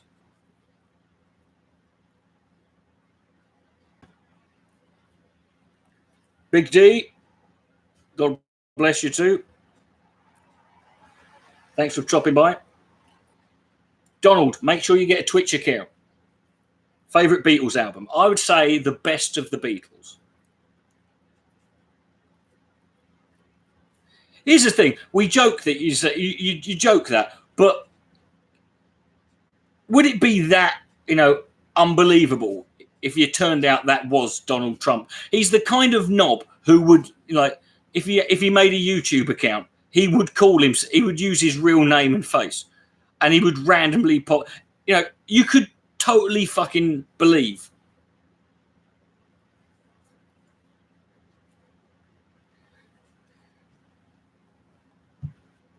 You say that, Richard. There was a fucking advert for a sort of festival I saw, and it was all 90s dance acts.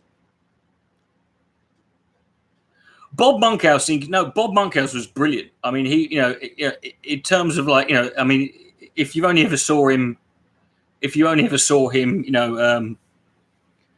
doing his game shows and that, then I mean, as a stand, I mean, he was incredible. He could, Yeah,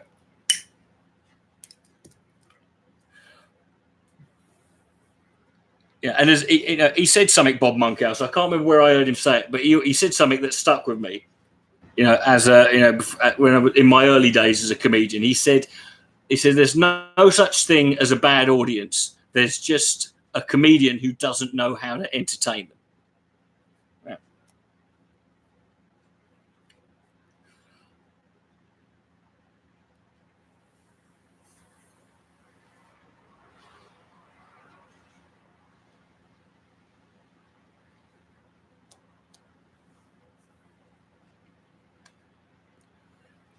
But I mean, to be honest, I never went to raves. I was never a big rave. everything gets middle class. To be honest with you, though, I mean, a lot of that. I mean, people say middle class and that, but I mean, a lot of, you know, youth culture gets middle class. You know, is middle class, isn't it? I mean,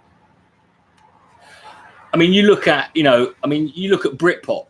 I mean, yeah, you had Oasis, who were your working class scallies and that, but most of the people, you know, but you look at Blur and, you know, Supergrass and a lot of the other ones, you know, a lot of them.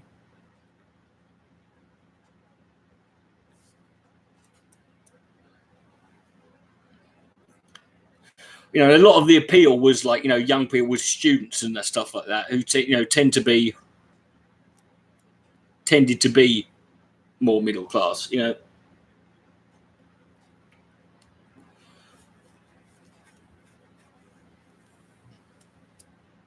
I think the problem is not when it gets middle class; it's when it gets corporatized. Is when it's, isn't it? I mean, I can just remember when Glastonbury was just like a load of people turning up in a field.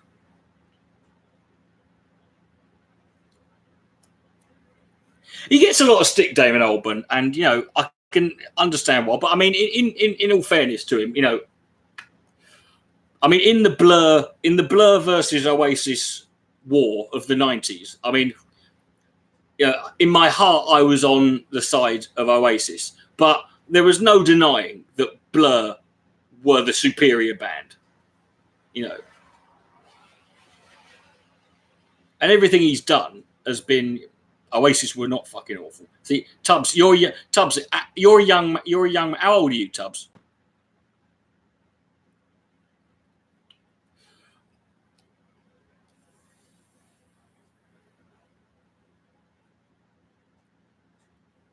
You said you were young. I want to know what I'm dealing with here. 36. Who the fuck was I talking to earlier?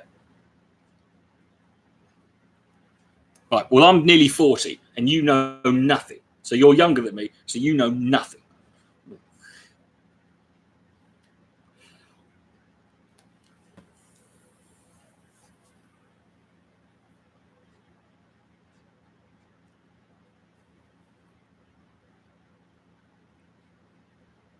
Well, I mean, it was, you know, I mean, they weren't working. So, I mean, I do like the story of how Oasis got signed. It's a great, like, the story of how they ended up getting signed to Creation Records is a really great story. It sort of just sums up the chaos of, like, you know, of just Alan McGee may well be a twat. I don't care.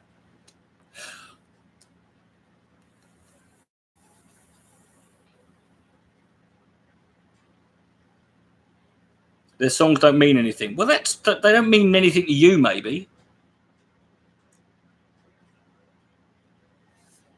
Yeah, but I mean, you know, the thing about Guns N' Roses is, you know, if you ask most people, they'll say, "Oh, Guns N' Roses." Yeah, but I mean, you ask them, right? Name some Guns N' Roses songs, and they'll run out after about 4. They'll say, "Oh, you know, Take Me to the Jungle, Paradise City, Sweet Child of Mine, November Rain," and then most people after that, they might get up to about 5, and then they're stumped, aren't they?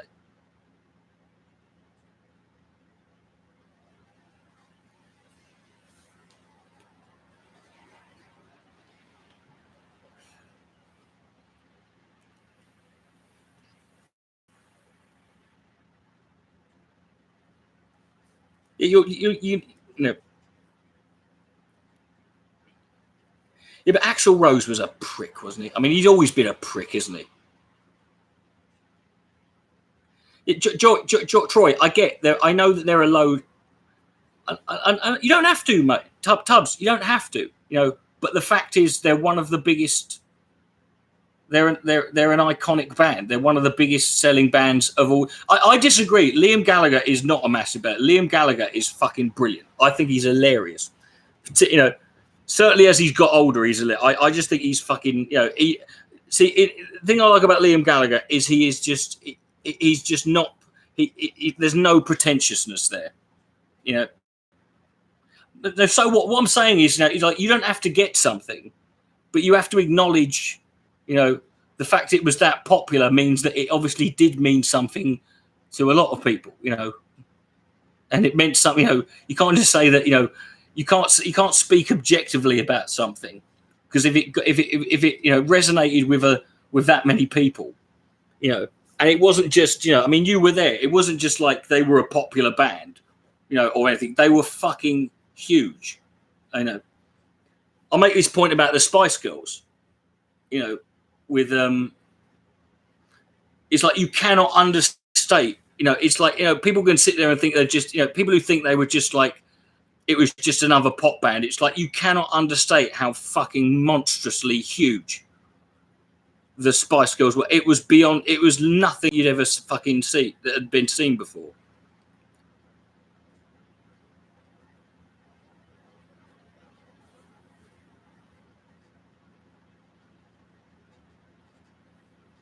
I don't actually hate Nickelback. I don't hate Nickelback. And no, Tubbs, I'm not saying you can't think they're shite. You're entitled to think they're shite, but they're not objectively shite. Because you don't like something doesn't make it. That's your, and you're entitled to it. Right? But you can't not include them in the conversation when you're talking about, To be fair, Noel's politics aren't really as bad as you think. Noel Gallagher was on Hot Ones recently, and I actually found it quite entertaining. And to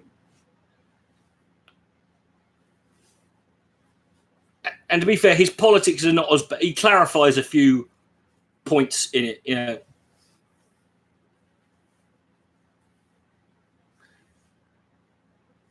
Yeah, but there's a difference between an advert. Sorry, but there's a again, Richard, you're. But hey, could you write a fucking jingle that's fucking, could you do that? Oasis weren't popular because they wrote jingles that caught in people's head. People had to pay money to like their stuff,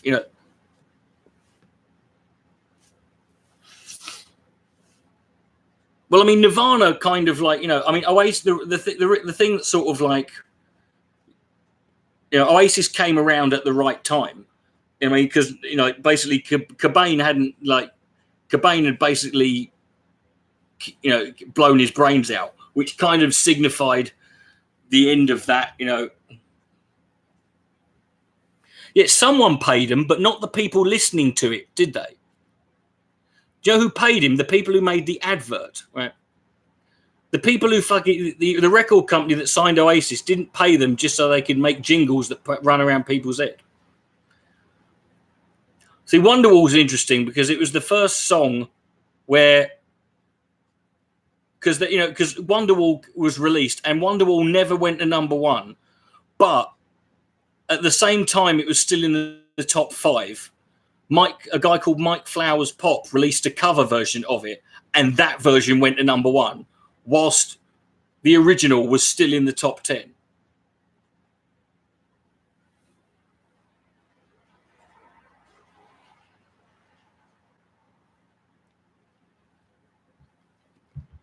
You just don't like music. I hate sounds.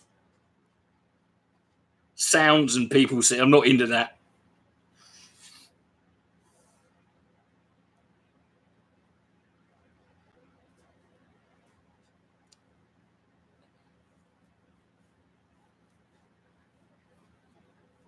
Yeah, but that's still got nothing to do with, yeah, but they stopped writing anthems. Okay, but, that still doesn't mean you can compare. You can't compare. Are you going to compare?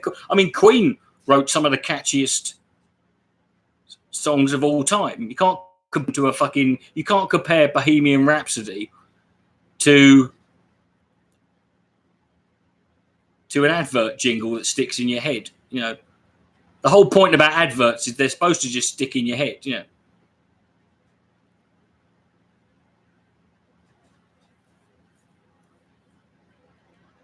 Yeah, I remember the not really, because the purpose of an advert jingle is just to get it to stick in people's head, because all the company cares about is that people are thinking about their product. You know, that's not going to. But if they released advert jingles on a fucking album, you're not going to pay for that, are you?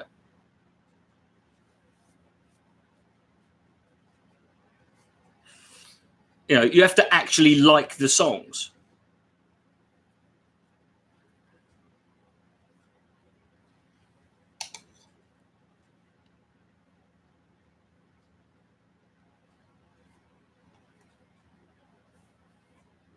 The Mike Flowers poo phenomenon. Yeah, that was I mean,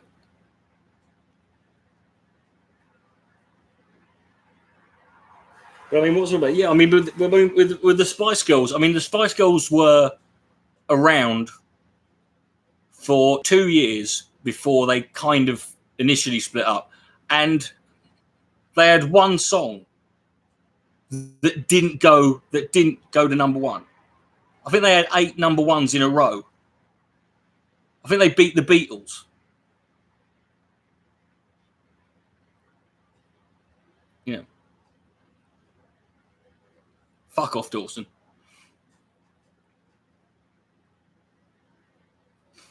Yeah, the shake and vac can put the fresh or Ariston and on and on and Ariston and on. You know, washing machines live longer with Calgon. You see, that is one.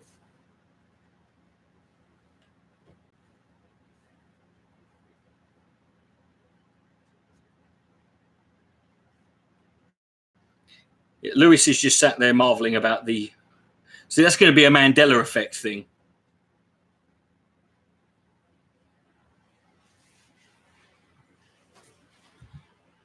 People are going to start. Someone's going to go and mention the Mike Flowers poo phenomenon,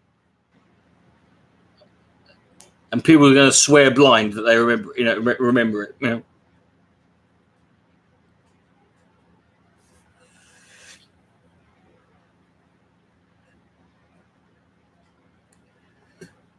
No, I don't know that. No, see, no, because again, One Direction. No, One Direction were huge, but you can't compare One Direction to the Spice Girls. Like I'm saying, this is the difference between. Yeah, I will happily talk about One Direction. Though. What's wrong with One Direction? Yeah. See, everyone hates a boy band until they split up, and then you got 5 of the cunts now. You just had 5 cunts making one record. Now each one of the 5 cunts is going to make their own fucking record. So you've got, you know, you're better with them sticking together. You know.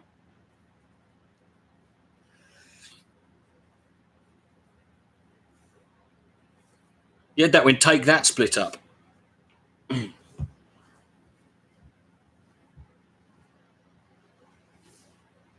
Well, to be fair, only three of Take That actually tried having solo careers. Yeah.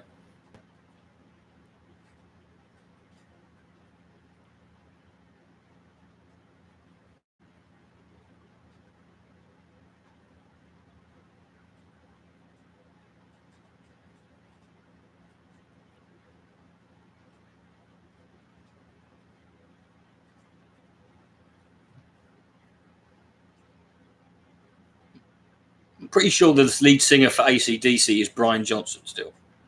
I don't know, and I don't care. Well, you're entitled to think that, people. You know, can we get away from this whether you like it or not? Well, I get it. It doesn't matter.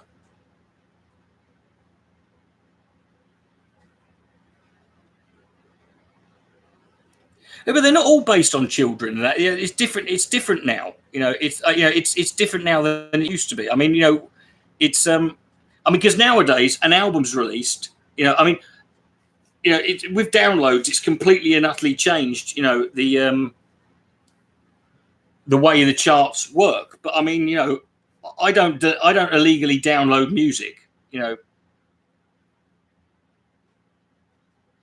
Gary, what's his face? Yeah, but I mean.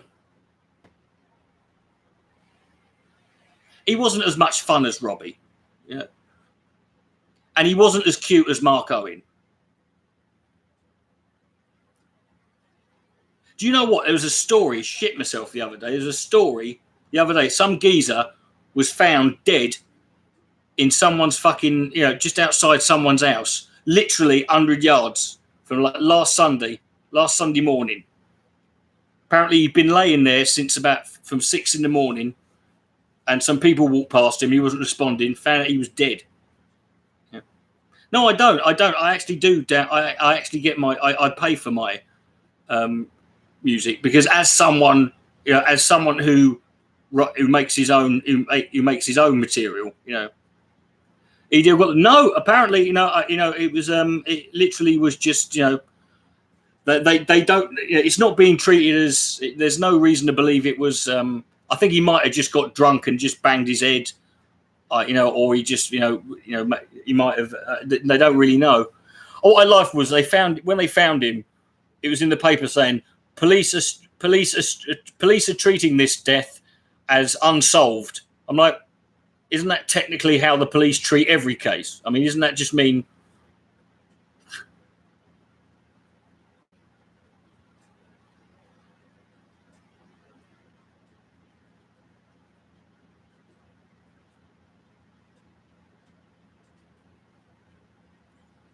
But I mean, these days the way downloads work is changed the way. I mean, like I said, back when back for before downloads and that, like in the 90s and that, it was like there were you went out and you bought them on CD, and that was it. And every week there was a different. There was used to go to Woolworths and they had the project, and they used to fucking sell the thing in the projected chart positions that it was going to come in at, and you had to actually go out and buy it. And as a result, you normally ended up with this thing where songs would it was very rare you had a song hang around a lot, and you didn't have more than one song at a time. Whereas now, if you like someone releases an album, they you don't have to buy the album. You could buy any random track, so you can have any you don't release songs like you used to back then.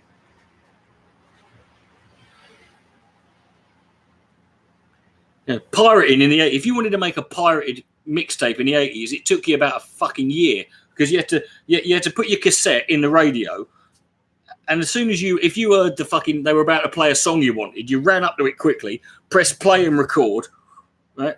Taped it off the radio, then you had to hang around waiting for it just to stop it before the fucking and then and that was that one song. Now the charts. Last time I listened to the top 40 on a Sunday, it was fucking confusing as hell because they don't because the download they would update the charts in real time, so they would do 40 to 31, right, and then but by the time they've got round to doing 30 to 21, the songs have all changed.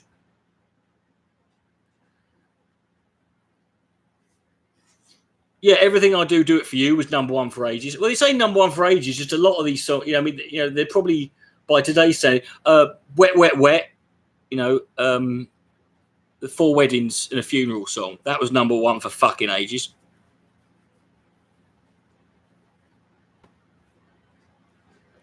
Meatloaf, Everything I Do. No. Meatloaf, I'll do anything for love, but I won't do that. That was number one for quite a while.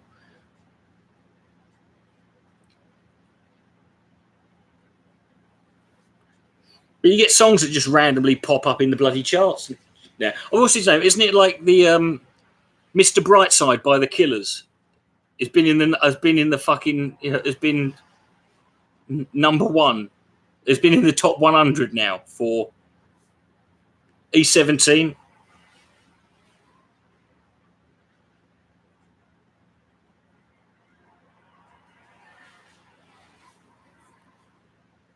I was talking to someone about that the other day. I think it might have been a friend Erin. I was talking about how when back then you used to get a video, you used to rent a video, and then you'd get a bit of tape, and you'd have that little square bit on the side of the tape. You'd put a bit of tape over that, put it in one video player, and then you could pirate it.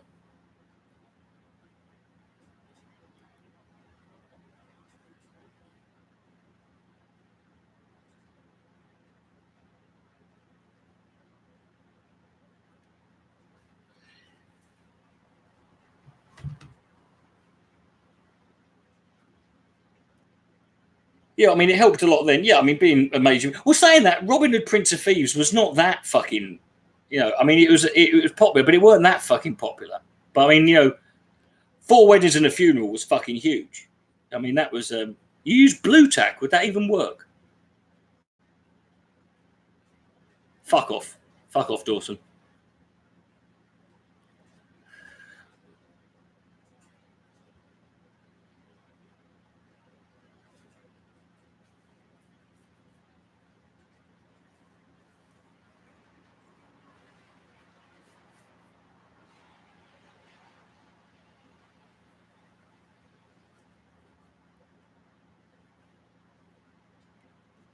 Why are you going to miss YouTube streams? Dude, just follow the Twitch. You can watch this exact same fucking thing on Twitch.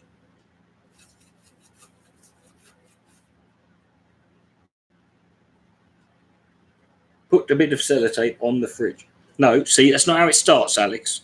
You got to say, what about pin the tail on the donkey? You go, we haven't got a donkey.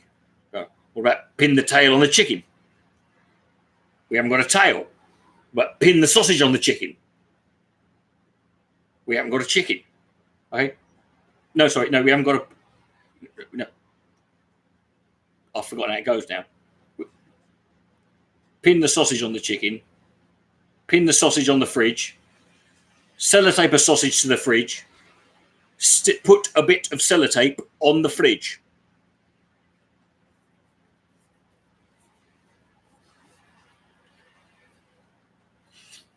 I remember when in early 2000s trying to fucking, when I used to started using a camcorder, and that's when you had to to fucking like you didn't have editing software back then. Again, you just had to fucking plug it in. You can, if you wanted the titles and that, you had to type them as you were filming.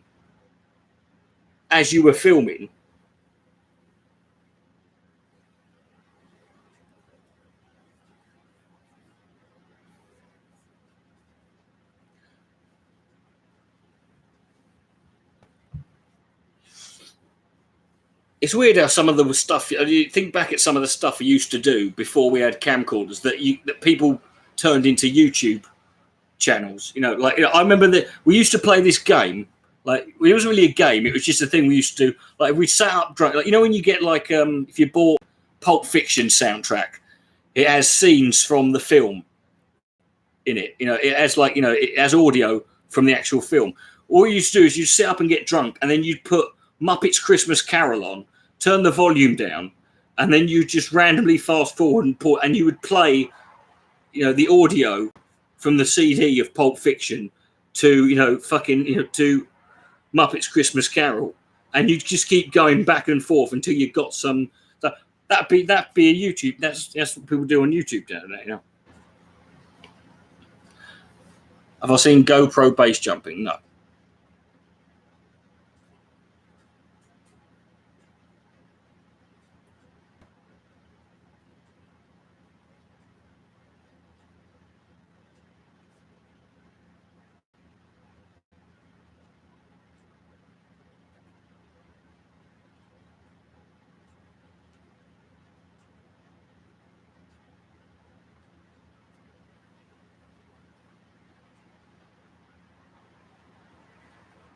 For those who didn't see, I did post about this on Facebook. It's not definite yet, but in an effort to sort of one up myself from doing the marathon this year, next year, myself and Sir Gastelot, John, might be doing the national toughest mudder. For those who don't know, I'm sure you might be familiar with Tough Mudder, which is an assault course where you go, you have to, you get covered in mud and shit, and you have to climb over nets and go through pipes and fucking pull up ropes and swing over shit. Well, the toughest mudder, every year in each country, they have the toughest mudder. And the toughest mudder is basically a 5-kilometer assault course.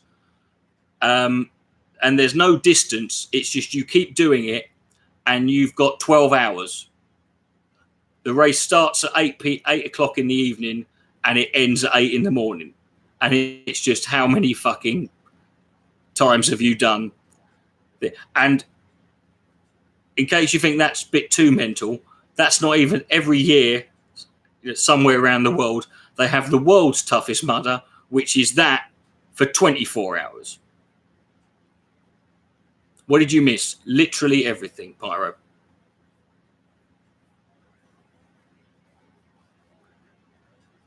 So we might be doing that. I mean, I could do it on my own in theory, but I'd rather, but the only person I know who would actually do it with me is John. And he's the only person I know who could actually physically do it. No, it didn't have a pit. Of course, it didn't have a pit of electric eels in it, you fucking lunatic.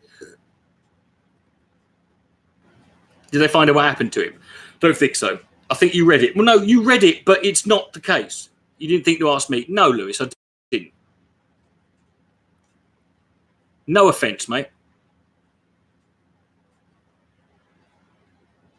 I don't know where they are, Dawson. Could you fuck off and join them?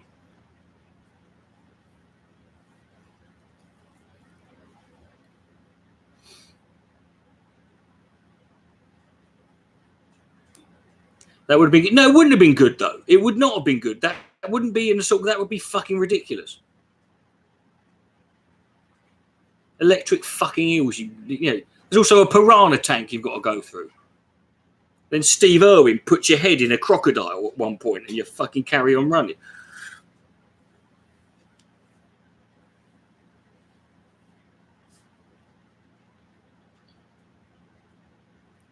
Just a reminder, this month it's my birthday on the 23rd, so you all know. Doing Tough Mudder, it's not a question of sanity, my friend. It's a question of, I wouldn't be doing it if one of the obstacles was going through a pit of electrified eels.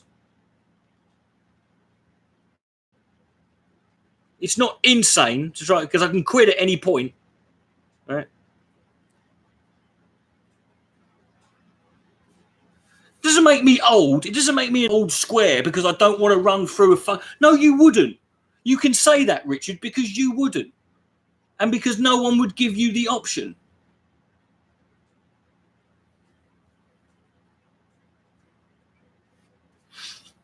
I've got to figure out some way I can do it, with, still, because I've got to do this thing with a bloody,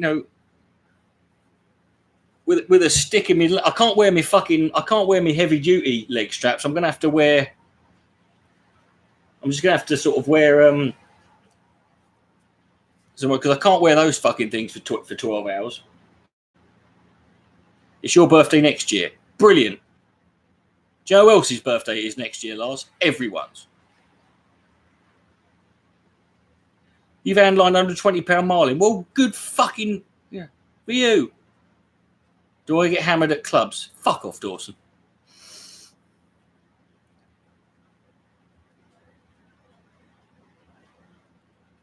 My dad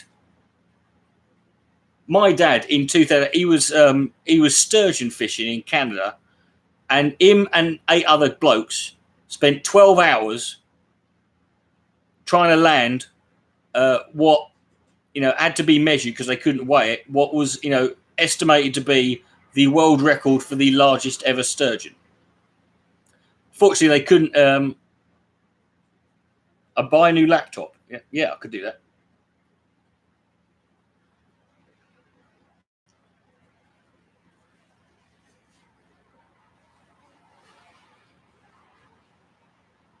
Why do I need a new laptop, Lewis? If everyone here gave me 30 quid, that'd be £930 I'd have, yeah. That's so be going on a 2 months rent. Oh yeah, I'll get a laptop with it, yeah.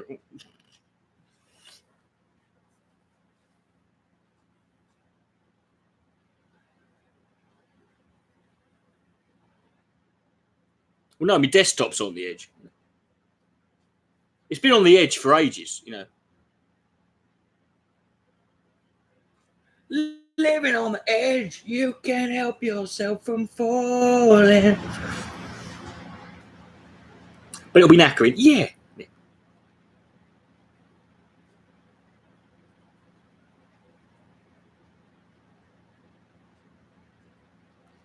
Dude, I don't know. No one has a TV license. Yeah. TV license is the easiest thing to fucking... Yeah. I'm going to start my own society with me as president. People who don't pay their TV license fees against the Nazis. Am I going to stream it? Fuck off, am I going to stream it? On what? You think I'm going to be running through giant big pits of water and climbing up fucking edges with a pissing selfie stick in my fucking hand?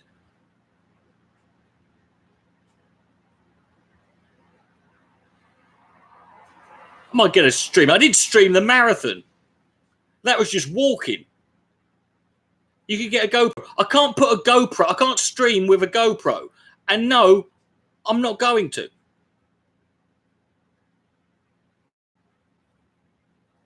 I've got to have enough bloody things that can catch on the pissing netting and fucking get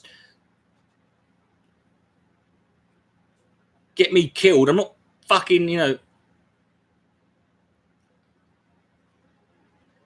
Yeah, I could strap it on my head, but I can't live stream on YouTube with the fucking thing. And even if I could, I'm not going to.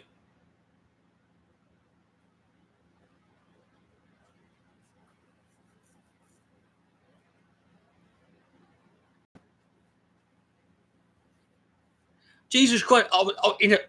That marathon was 7.5 hours, and I don't know if you noticed this. I was crying for the last 4 miles of that.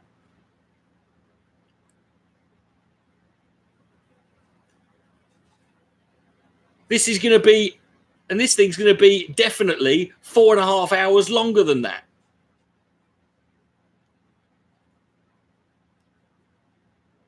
I'm not warming to it. I'm literally not. If anything, I've become more resistant to it.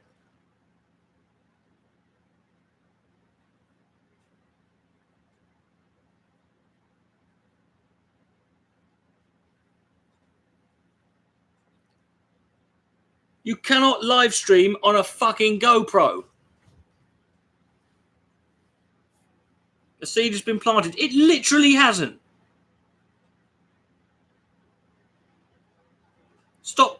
Stop trumping this fucking negotiation.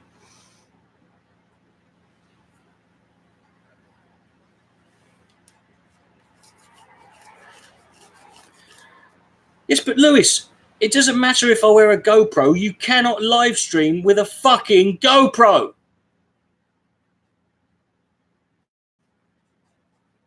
I don't know how many more times I can say this.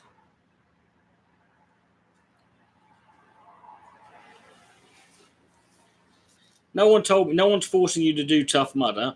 No. No, I can't, Richard. I can't live stream it, right? Because my phone would get fucked.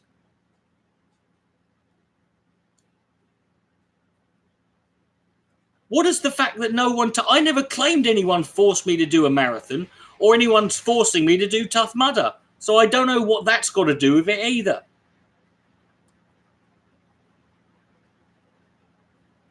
I don't need to record and live stream every pissing thing. No. You'll notice we had all this before the marathon. You know? No, you can't. Because my phone would get fucked. I'm not buying... Oh, I'll just buy a phone. Yeah, that's right. I'll buy another phone. Because obviously I'll just go to the fucking bank and get out some money and spend it on a second phone so I can live stream. I think... Which a live stream that will end within 2 fucking minutes when I go through the first fucking 6 foot deep fucking mud pool.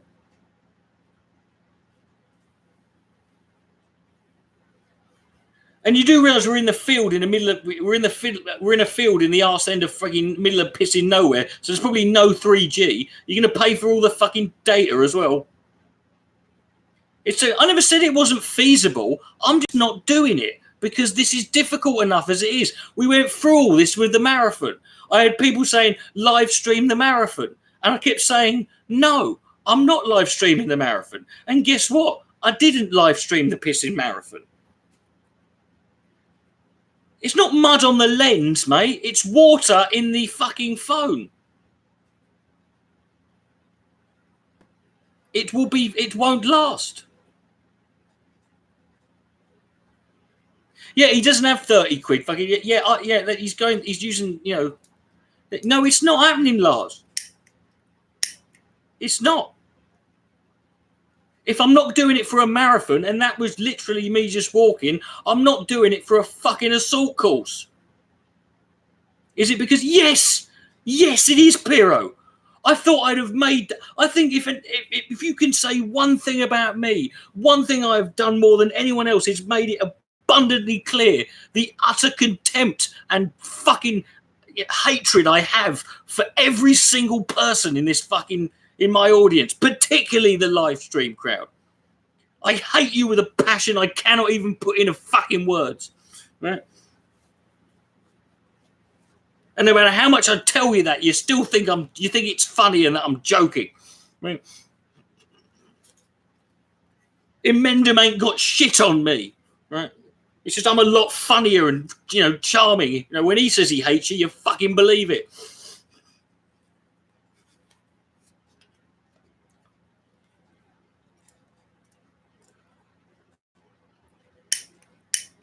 I love that. I'll just stop smoking for a couple of weeks. Do you really mean that? No, I don't mean that. That's fucking enough. That's a fucking fraction of what I really mean.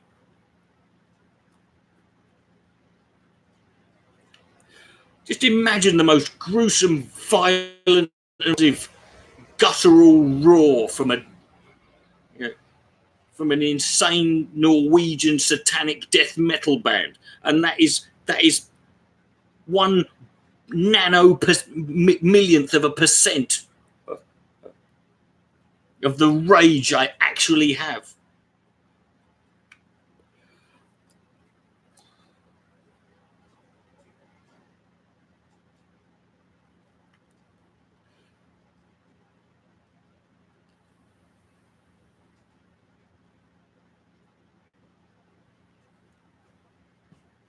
I can quit whenever I want. Well, then just don't smoke ever and just send me your cigarette money.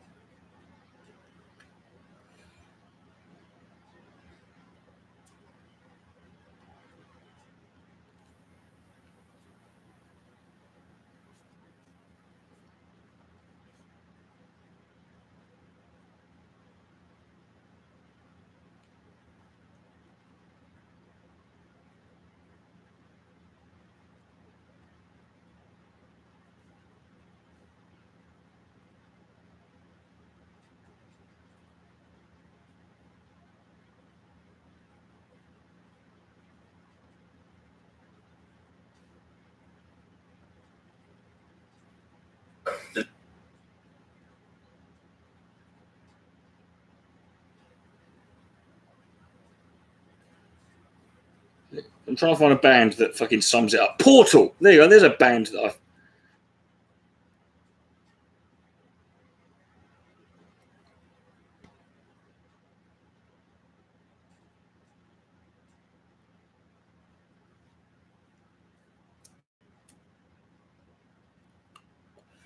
Do I believe men? Fuck off, Dawson. Can I play the Messiah chord? I've never heard of it.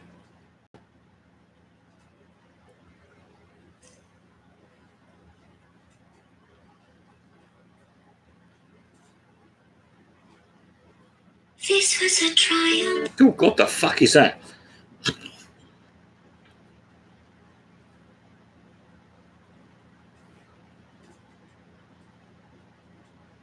That's not it.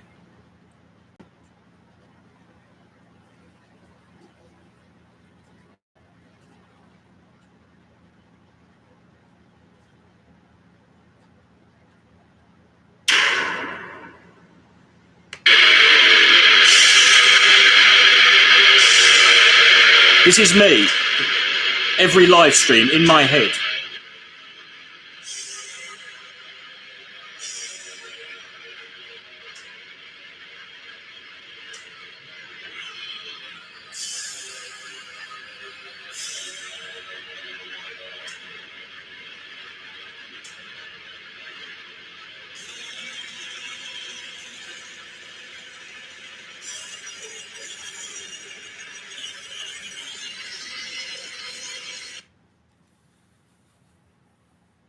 Believe it or not, there are lyrics being sung in that. You can't even hear them.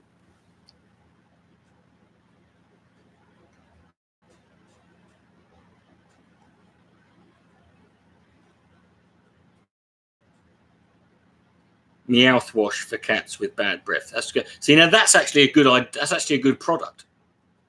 That would actually work.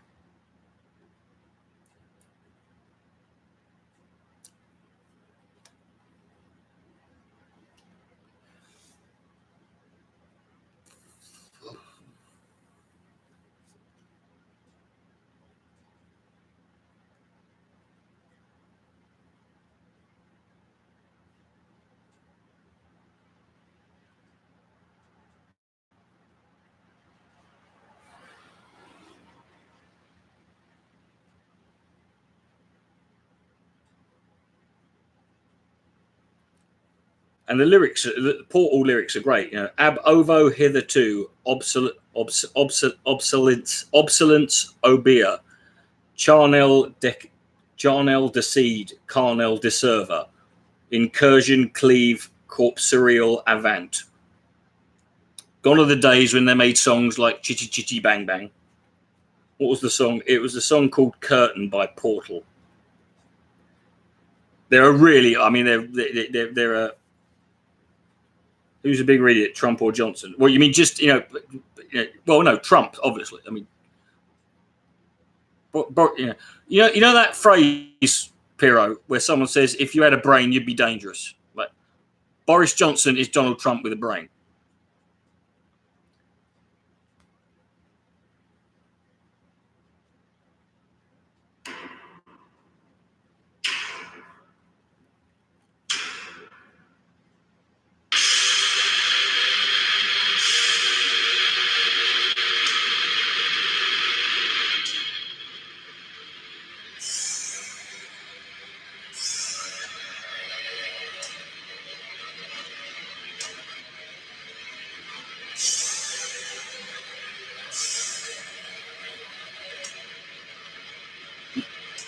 You should look this band up live. They're fucking, they're creepy as hell. Can't really sing along to it. It's not one of those,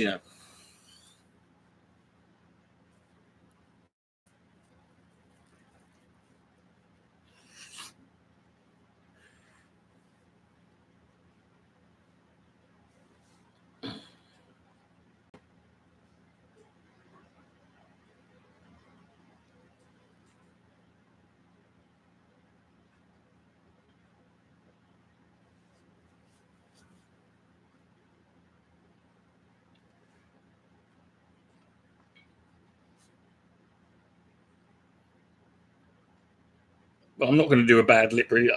I have total admiration and respect for the people who do the bad lip reading videos, because I could not. I would not have the time or the patience to fucking do that. Yeah. It does make you appreciate, though, when those bad lip reading videos, it does make you appreciate how difficult it is to be deaf.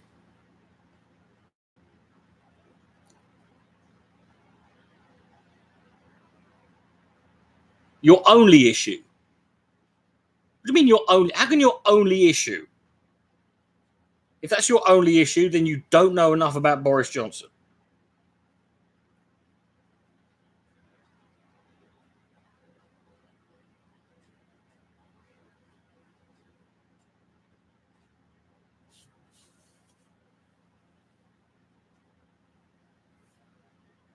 I mean, let's be honest. We're talking about,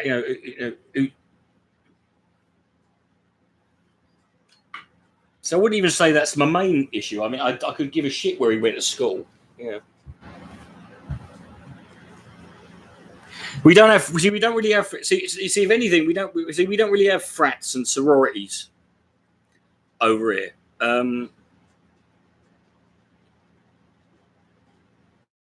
There's a film. There used to be this. There used to be this elite. This like the closest equivalent you had in the in the public schools. I forget what the name of the organisation's called.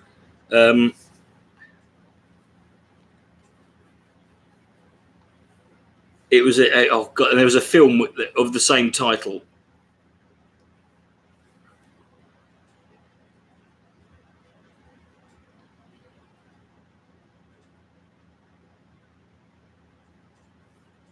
But the Bullingdon. I think the film was called that. It was something else as well. There was something else. There was another name, or maybe this probably wasn't a.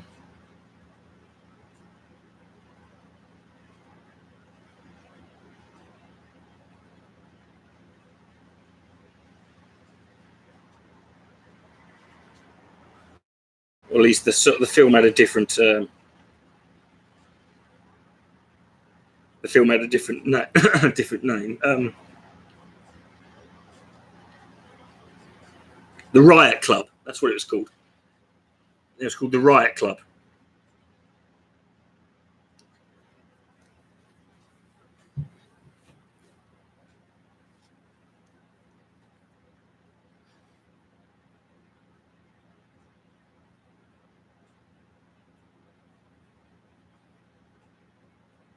Hey, Roxy.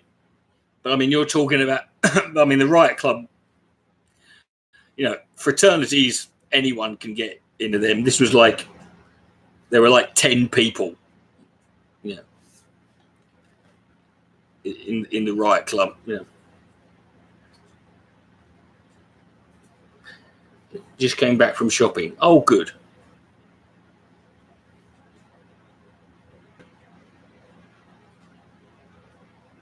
Well, it depends how you deem elite. I mean, I wouldn't join an organisation like this. My fucking legs fell off. Probably, yeah. I mean, there's less. There's less conspiracy theories. I don't know. To be honest, I don't think it was. I mean, the fact is, if you're in Eton already, standing and power and money and elite, it's more to do with the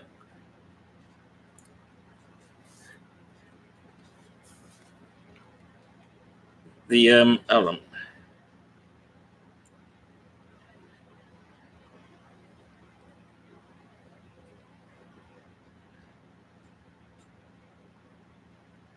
I mean, I said, but look at it. I mean, to be honest, I found the film a little bit disappointing because I watched it. I watched it, and it was one of those films where you're like, this is gonna get bad. Like, this is gonna get really fucked up, and I'm gonna want to stop. It's gonna show me things I don't want to see, and it never did. It never went that far, and you're kind of a bit disappointed. But by the end of it, I thought this was going to get really fucked up and dark.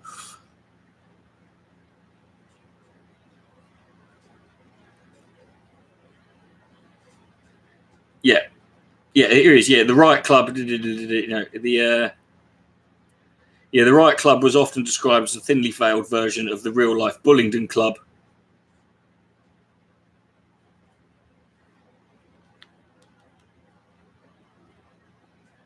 Yeah.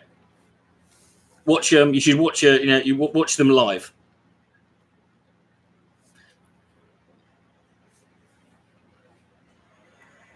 Thing is, I'm prepared. No, we talked about the Joker earlier. I'm prepared to be so disappointed. There's so much which is quite clearly, media hype about this. They're clearly trying to demonize this film.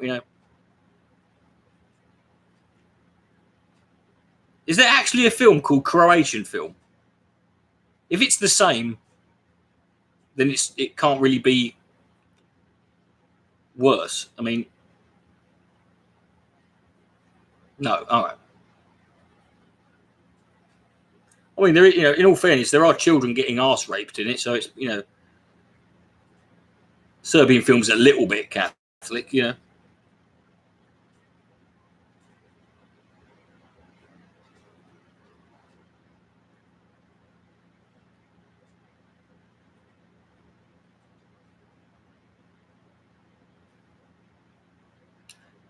This is a man that fucks a shark. See, I don't know if that happens, but I mean, whoever does that, there's some levels of bestiality you got to think, you know what, fair play, you've earned that,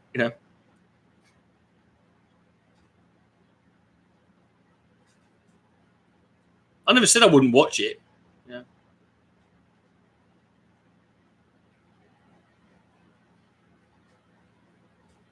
I've seen worse things than that,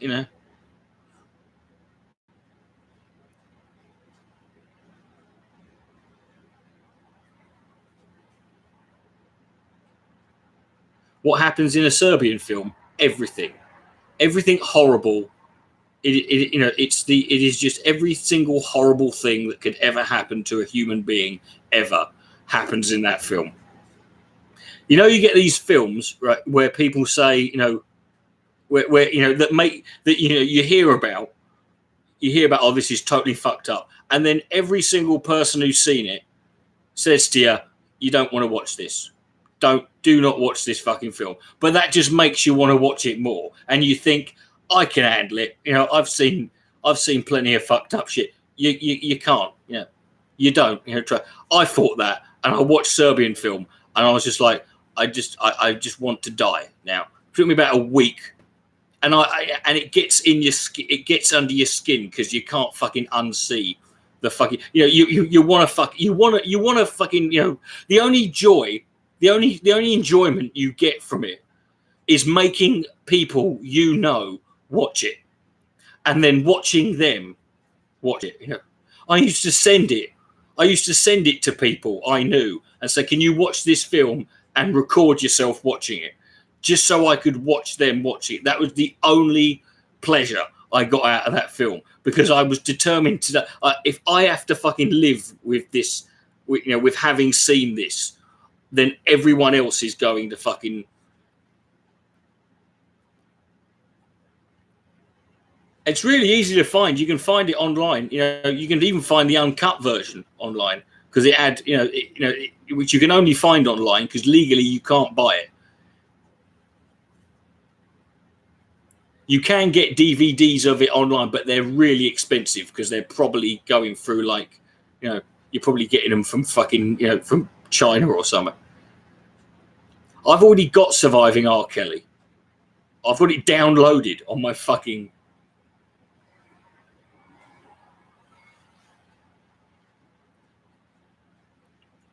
Human Centipede was rubbish. I'm sorry. The Human Centipede is the first one is just overhyped and incredibly ordinary. Apart from the humans, you take the Human Centipede element out of the first film, you've got a bog standard, very ordinary horror film. The second one was just so ludicrously over the top and trying so hard to be shocking that it came at the expense of, of any semblance of a story that made sense, characters. That was funny, but it wasn't meant to be. And the third one is just boring as fucking hell.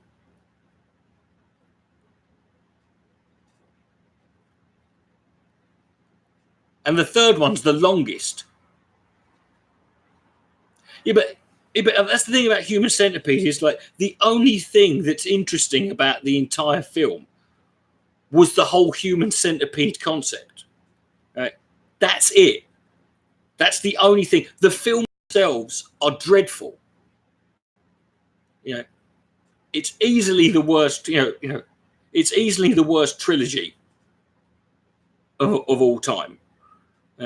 But as horror films go,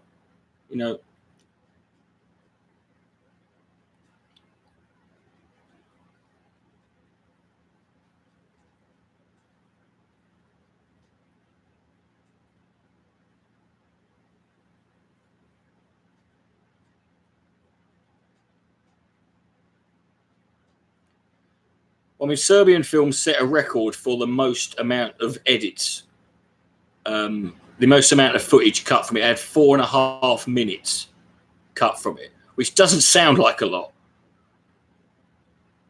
But when you consider, like, your average amount, of cuts that is made from even a controversial film is normally about 30 seconds.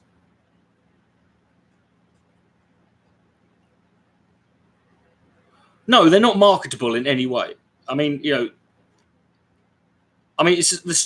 basically this. The thing about it is that the problem is the thing about Serbian film. Serbian film is a better film because it's actually got a story.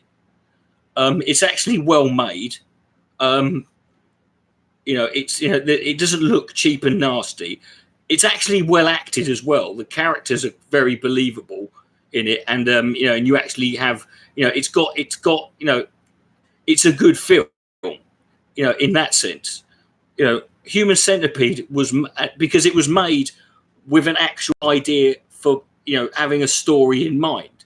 It wasn't just trying to be the most fucked up film ever. It was a story, in which all of that fucking stuff could happen. Whereas Human Centipede, you got to understand, was made by this fucking Dutch edgelord who admits, outright said that all he wanted to do was make the most offensive and shocking film ever. And that's fine. But the problem is it comes, he didn't, that's all he was trying to do. Yeah, but Scum was fucking in the 1980s, mate. You can't really. Well, if you want a prolonged rape scene, can I recommend Irreversible, which has got the most uncut. That's got a rape scene in it that I think goes on for about 12 minutes, because it's about 7 scenes, and each scene is filmed in one shot. And in one of the scenes in the middle, this woman gets raped in an underpass, and it goes on so long. You're sat there thinking, how long has this been going? You actually forget how long it's gone on for.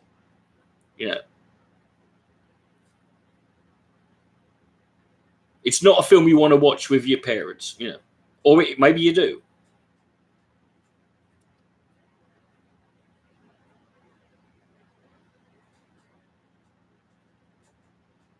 I never said I was in favour of rape, Piro. Let's not, old Piro, you frigid old. See, it's political correctness gone mad, isn't it? Don't get me wrong, Piro. I wasn't sat there whacking off to this. This was. Call me old-fashioned.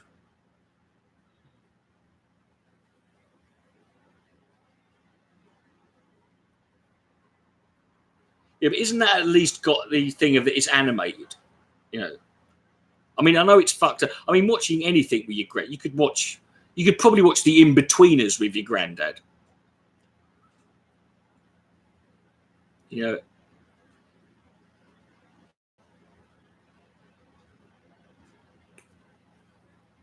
Well, I mean, it is just it is a film. Let's be honest. Let's get this. But I mean, that's pretty much all Serbian film is. And Serbian film is just an hour and 45 minutes of just rape in every possible way imaginable. I mean, I don't know if there's a Guinness World Record for the most,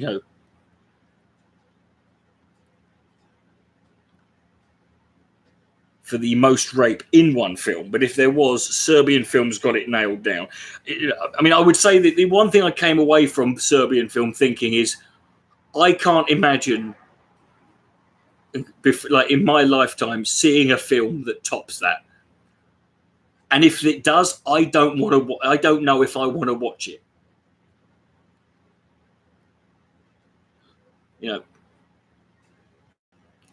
I think the only way you could top it is if someone did it for real. Like if someone made it and it wasn't fake. But that's obviously not really a film then. But then Serbian film is so fucking real. Serbian film looks so real that, I don't see how doing it for real would actually add much to it, apart from the. the newborn porn scene would probably, you know.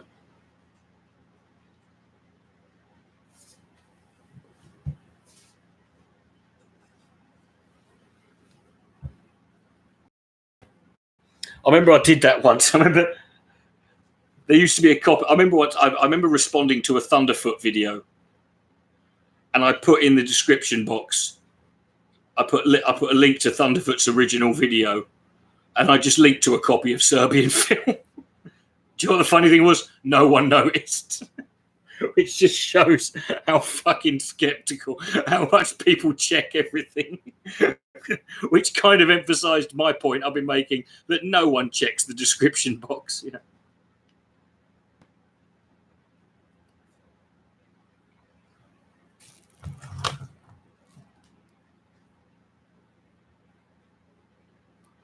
Oh, I remember seeing Erotosoki Doji, Legend of the Overfiend, when I was like, God, 12, I think.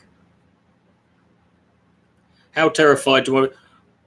Well, it's not how terrified you want to be. I mean, if a film... thing is, if you want to be, then you kind of haven't been terrified enough, have you? You know.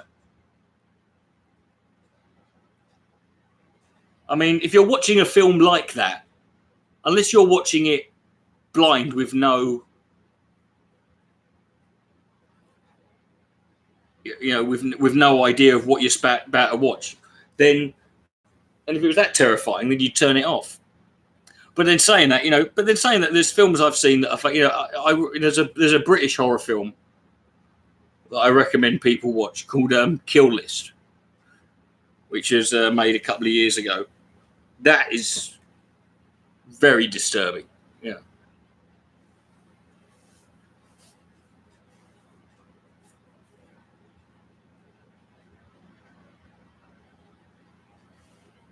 Yeah, it did remind me in places of Serbian film in terms of aspects of the story, but I mean but I would highly recommend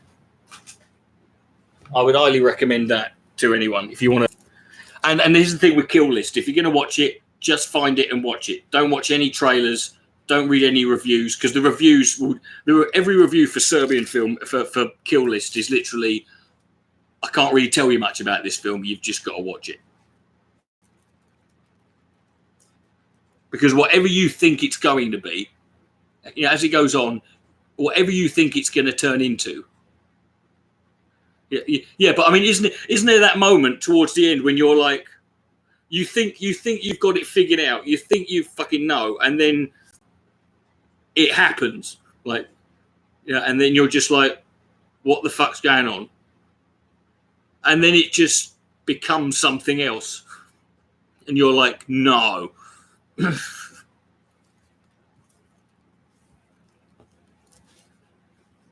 I mean, it's a very, and it's just, you know, it's one of those films that feels. I like the way the film kind of. It's one of those patience testing films, because the first half hour, will it hurt you? Don't know, mate. But like the first half hour is like, it is just, you'll either be bored. The first half hour will either bore you, or you'll just be. The tension will, you know, the sheer fucking atmosphere will just get too much for you. Have I watched Grotesque? I've heard of Grotesque. I mean, the best horror film I've ever seen is Ju-on, which is the original Japanese version of Grudge. I've never seen a film top that, you know. That's a proper horror. I mean, I watched it when I was 24. You know, and not since I was 7 years old. That night I had to sleep with the hallway light on.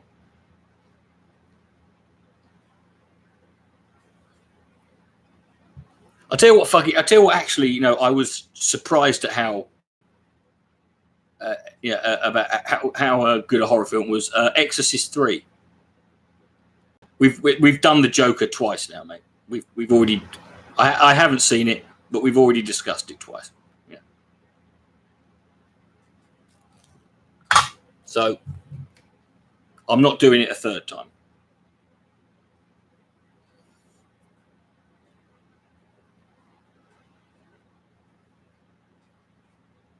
I haven't seen Pink Flamingos, though.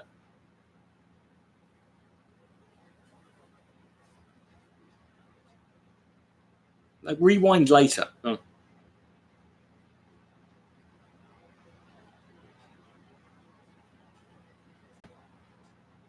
you talking to me, Piro? Why do I think about it? What do you mean? I don't understand the question.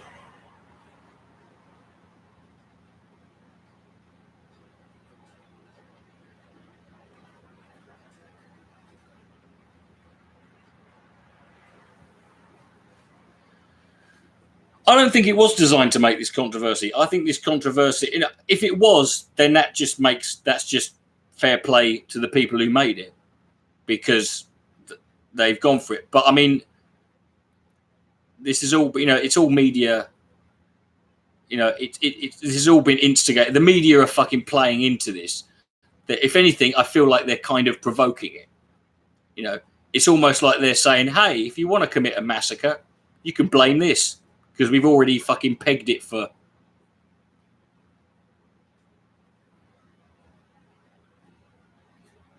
That was by a paedophile. What they play, I Believe I Can Fly.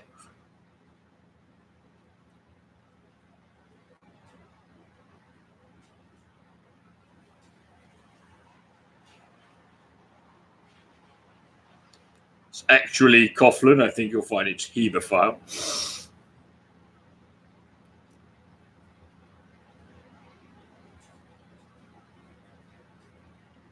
Well, the thing about Exorcist 3 is Exorcist 3 was never meant to be an Exorcist film. In fact, the Exorcist bit at the end is kind of crowbarred into it. Oh, Gary Glitter. Yeah, but Gary Glitter had like 2 songs. You know. And the cunt, Gary Glitter's dead now, isn't it? You know, I mean, if the most controversial thing about it is the fact that Gary Glitter has got a Gary Glitter song, then it doesn't say much about the fucking.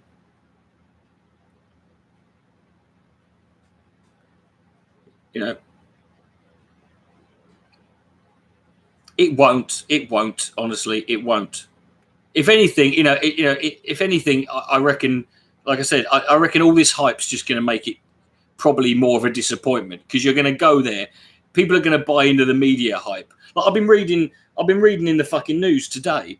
There's just been about, I saw about half a dozen different media outlets going, "Oh, people walking out, people shocked and disgusted, people fucking," and I'm like, yeah, I heard it. I remember when fucking, do you remember Blair Witch Project? I remember when that came out.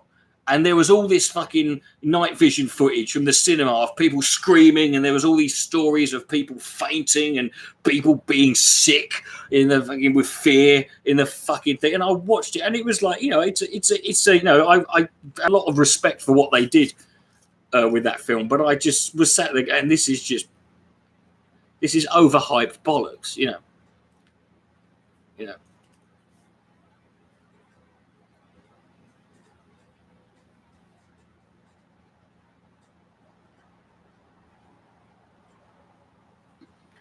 Yeah. I'm the pedo, I'm a pedo, I'm a pedo. Yeah. Considering how many Gary Glitter jokes I've heard in the last 20 years, the idea that a film would get in trouble because it used a Gary Glitter song is kind of weird.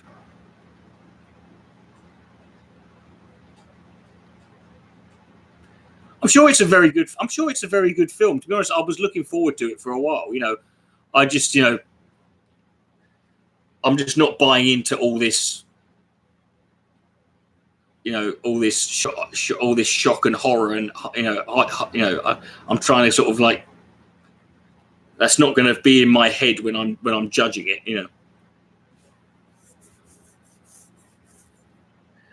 Well, it's not the the last one was meant to be the last live stream, Piro, because I'm going to be doing live streams on Twitch, but my computer was fucking up, and I couldn't be asked to, and it couldn't handle more than 2 fucking, it couldn't handle having Minicam and the internet going. So I just thought, fuck it. I feel like doing a live stream. I'll do it. You know, so this will probably not even be the last one. You know, I'll probably occasionally pop back here. You know, you have the Twitch. Yeah. Have you got the Twitch? No, it's just the way my trousers ruck up round me waist.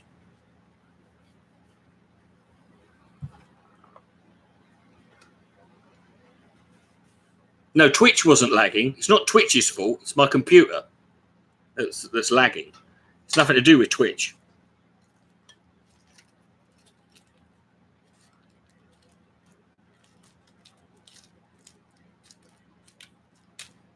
Twitch has been perfectly fine the last few times I've done it.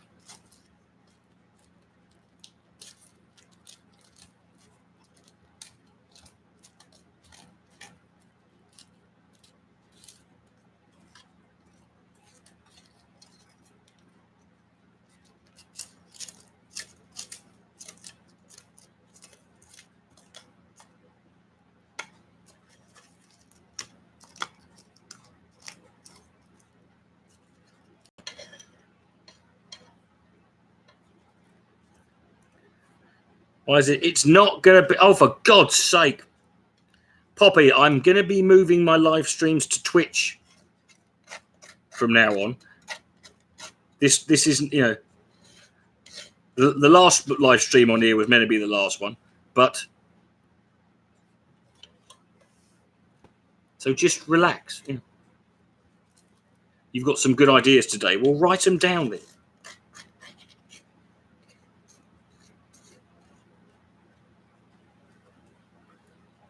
Bearing in mind, if you have an idea, and you know, it's generally best to find at least 2 other people who think your great ideas are good ideas before you make that such a claim. Because trust me, as a comedian, one thing you learn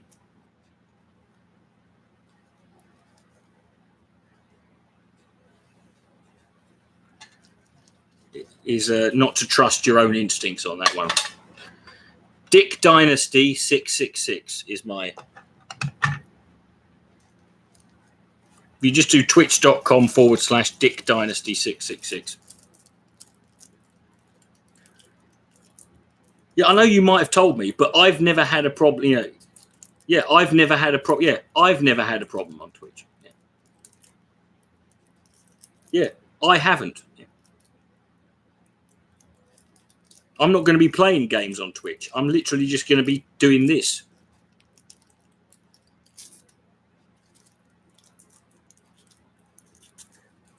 Yeah, but I have problems all the time. Dude, I have problems every time. Just because you have a problem on one fucking, you know, on a website doesn't mean anything. I'm not going to sit here and go, oh, someone, Jesus, Richard, Piro, you'll back me up on this. You know, people like me and Piro, right? We remember the good old days of Stickam. Do you remember Saturday night Stickam? 12 people all talking at once in different fucking time zones, which might as well be different dimensions.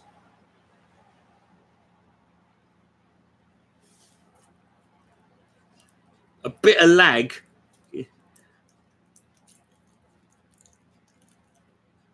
Well, then you should know. You should, you know, have a bit of perspective. It's like fucking, you know, I mean, even Blog TV, you could end up, you know, was not great, you know, it had its moments. The golden age of argument rooms. Oh, yes. Well, I say argument rooms. There's only ever one. Does Stickam still go, or is that finished now, Stickam?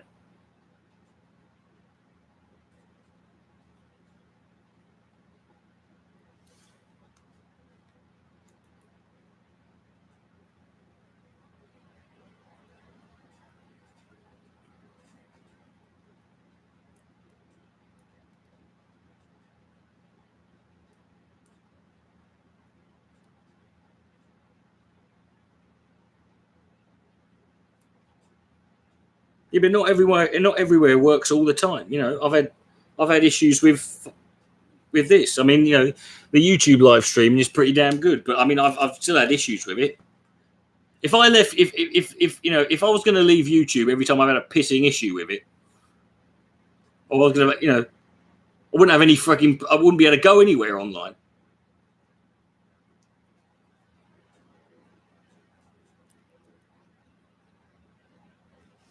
They kept going Japan. All right. Oh, I remember I shat on you. Well, I shat on you was about 12 different guys. He was basically, I mean, I shat on you was effectively a troll. He wasn't really a troll, that's unfair, but he was basically just, you know, a clickbait. You know, his channels were not, his channels were pure fucking, you know, clickbait. And he was one of those fuckers who used like bots to increase his, you know, he used to buy subscribers.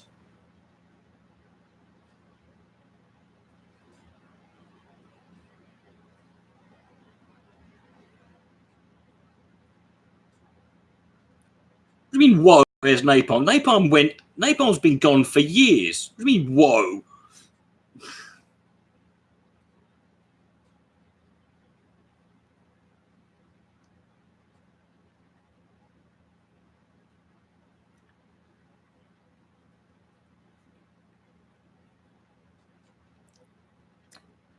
I also remember I shat on you. I mean, you want to, you know, if you want to, I don't know where Napalm is. I haven't spoken to him for a long time.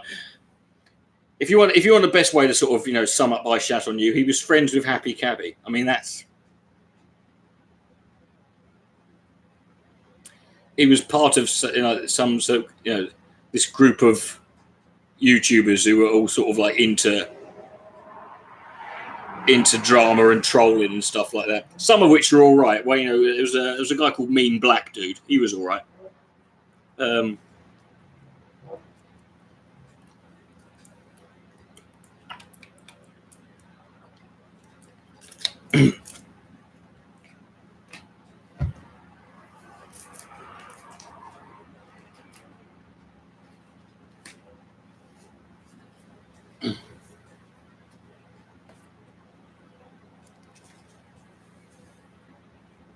I didn't know Nick Bravo was still talking. You know what? The last time I heard anything about Nick Bravo, you know, when I was uploading, like my older videos onto this channel, I uploaded like one of my earliest video responses, which is like 2008, which was a response to Nick Bravo, who at the time I knew nothing about beyond the one video. And I think he may have, and like he posted a comment saying, "Oh, this is just typical. This is just typical that atheists have no sense of humor." I'm like, dude, this video's 14 years old. Right? Don't start getting fucking butthurt about it now.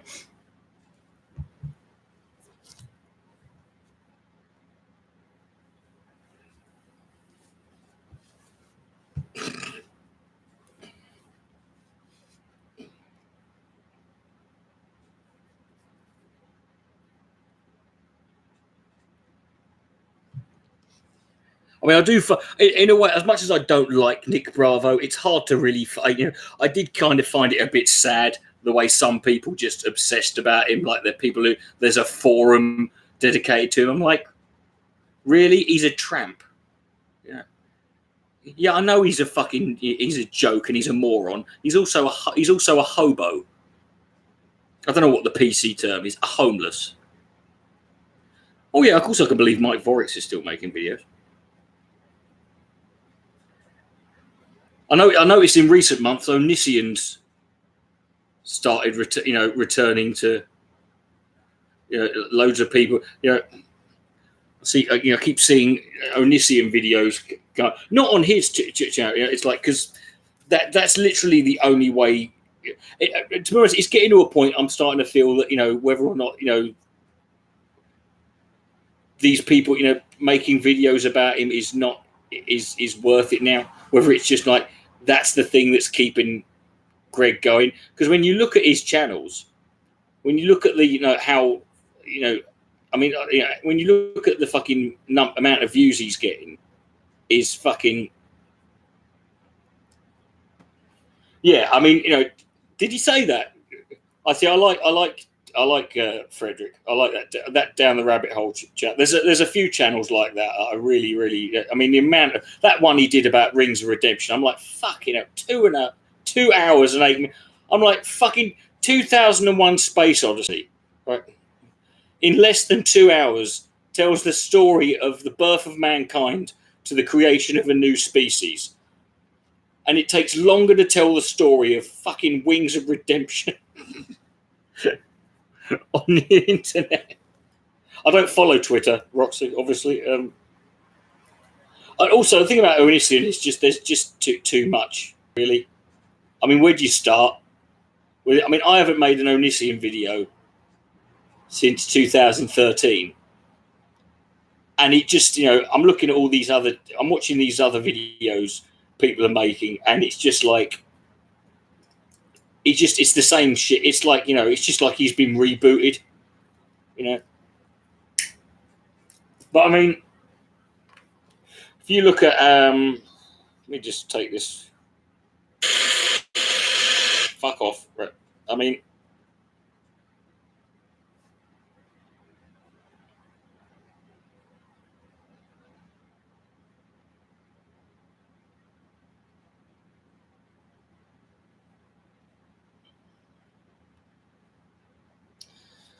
this is his main channel. I mean, his main channel has got 2,060,000 subscribers, right? And you look at his viewing figures, 30,000 from 30,000 views from a video a week ago,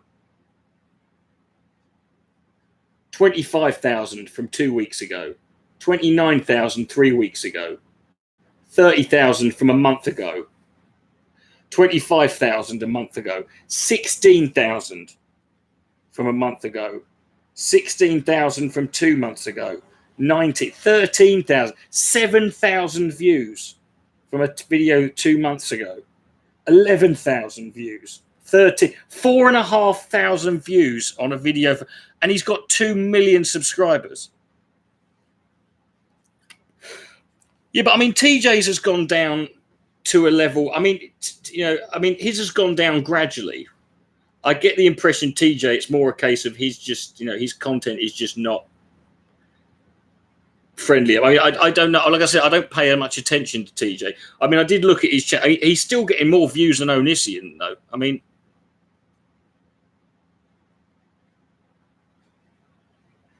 but I mean, that's the thing. It's just I feel that how many views would he be getting if you didn't have all these people making. And also the thing is, TJ still makes a living. Well, I fucking do. And I've, well, in all fairness, Piro, I do, and I've got I haven't even got 3,000 subscribers. But I mean, but we've only seen. I just feel like, how many views would he be getting at all if because a lot. If you think about it, and the worrying thing is you make one Onision video, and the problem is it'll always get a shitload of views. And you look at these people who make Onision videos; they never make what they make regular. They make it constantly. They make they're Onision content. Mr. Repsion, I know he started doing that. And you look at his Onision videos; they've got 6 times the amount of views as his other videos. And you don't really want to turn into. Saturnine Films has done some interesting content. Wow, it only took him 12 years. Good for him.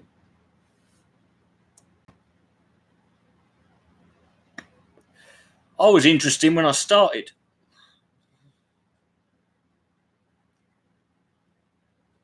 Photography. Well, it's because he's not in it.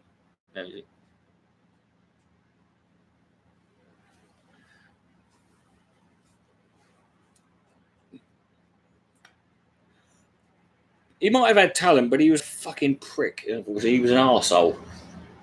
And and he insisted on being an arsehole first. And and I've got no problem with someone with talent being an arsehole if they just put their talent first,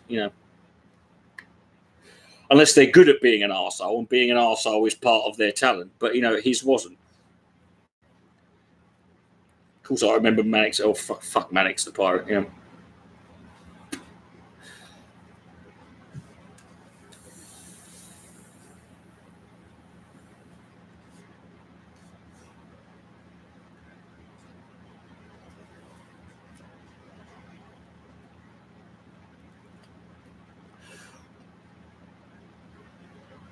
Isn't he in Latin America now? Was he that skin?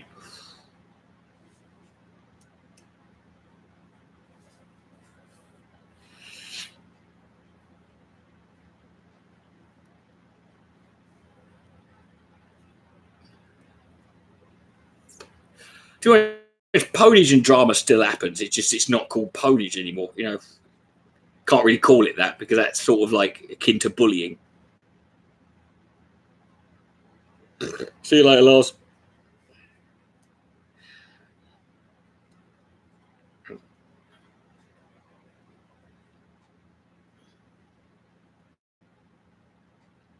Plus, these days you can't just make a ponage video; you've got to make a fucking documentary.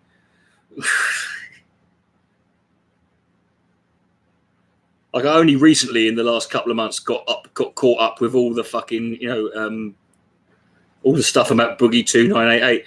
Has Lacey Green made any videos? In all fairness to her, I haven't heard her make any fucking videos yet.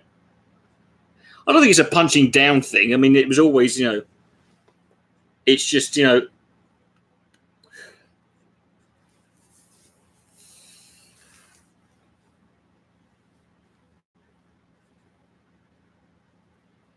mean, what is punching down? I mean, if you're disagreeing with someone, who's a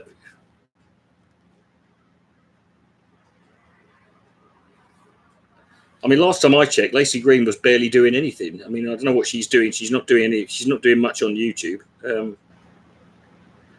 She did a video. Oh, she did a video 6 days ago. See, she's not getting very much. I mean, she's got 1.5 million subs. I mean, she's doing all right. I mean, she's I mean, she still gets quite a few. I mean, the last year she's done 4 videos in the last year.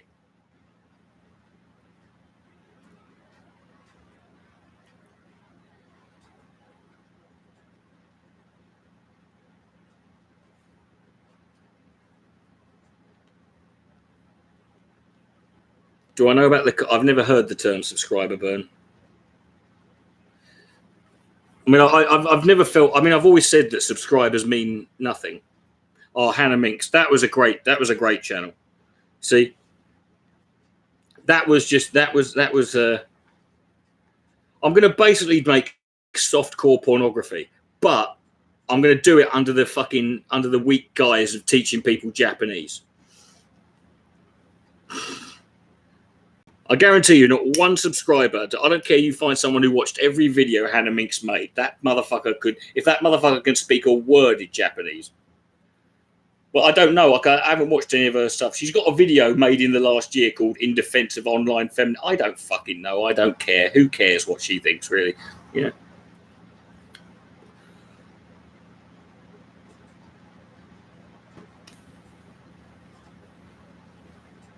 To be honest, I stopped watching.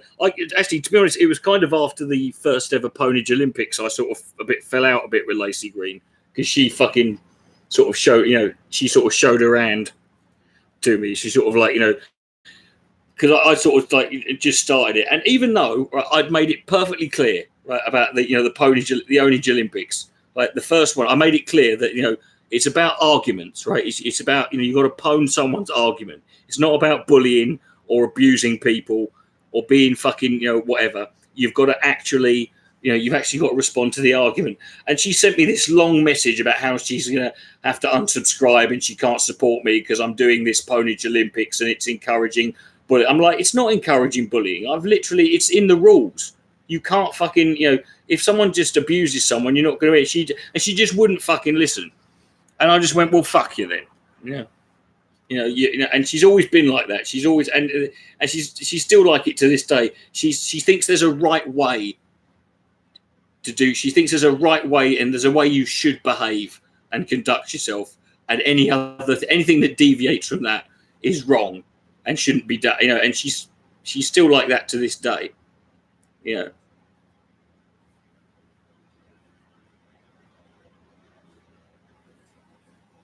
In all fairness, I did make a video in 2008 called "In Defense of," because I always found it quite sort of disingenuous the way people like TJ used to sort of like have a go at Lacey Green because her tits. I'm like, look at the size of the fucking thing. I can see them from my house. Like, of course, who cares? Are you a fucking child, right?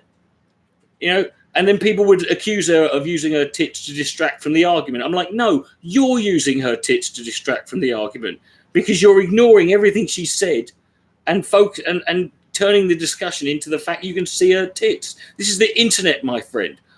I've seen an 80-year-old quadriplegic woman dressed as Darth Vader take a shit on a midget's head, right? If you can't handle if you can't deal with fucking a 19-year-old girl's cleavage, then what the fuck does that say about you?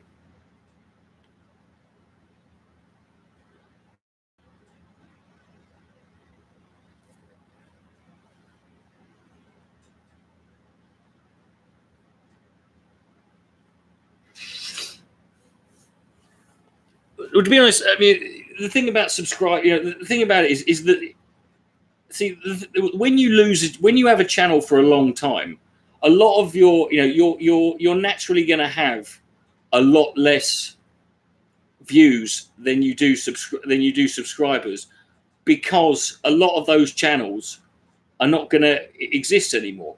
Whereas, if you were like me and you had to make a new channel every 2 fucking years, you'll notice when you start. But I mean, also it's to do with the fact there's just so much content. I mean, I'm subscribed to 1,000 channels.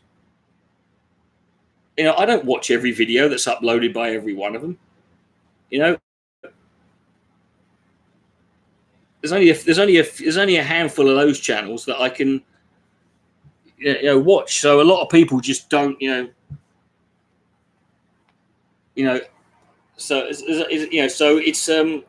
just a natural thing. Plus a lot of the times people will be subscribed to a channel, but they're just not watching the content anymore because the channel. Take like Epic Mealtime. I like Epic Mealtime, but they are pretty much basically doing the same thing now that they've been doing since 2010. They've been doing pretty much the same thing. And plus, when they started doing, in 2010, they were the only channel really doing what they were doing. Now there's loads of fucking channels that do, food challenges or, make, do cooking videos or stuff like that. So they're no longer, they no longer get they're no longer hot anymore, or they're no longer unique. And because they're doing basically the same thing, people are kind of got a bit, worn out with it. But I mean, I still like them. I don't think, it's repetitive. But I mean, their videos aren't that long, and it's. I have a kind of a soft spot for Harley Morsting. It's because I think he's very funny. I think it's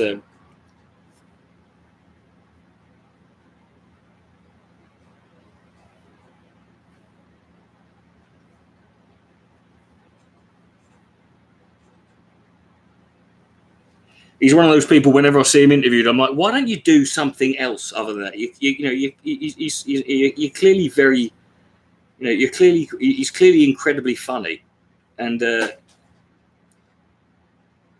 very charismatic, and he's good at what he does. But it's like, why don't you just try something else?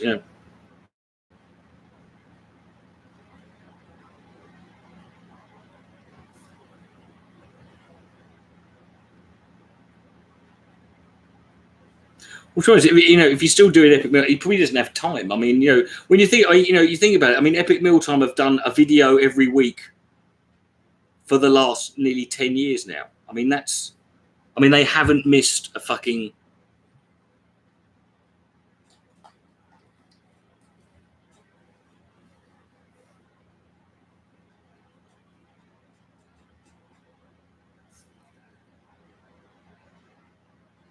I mean, it's all very. I mean, I mean, I've seen, but I mean, the thing is, again, I mean, there are channels that just do MREs, isn't there?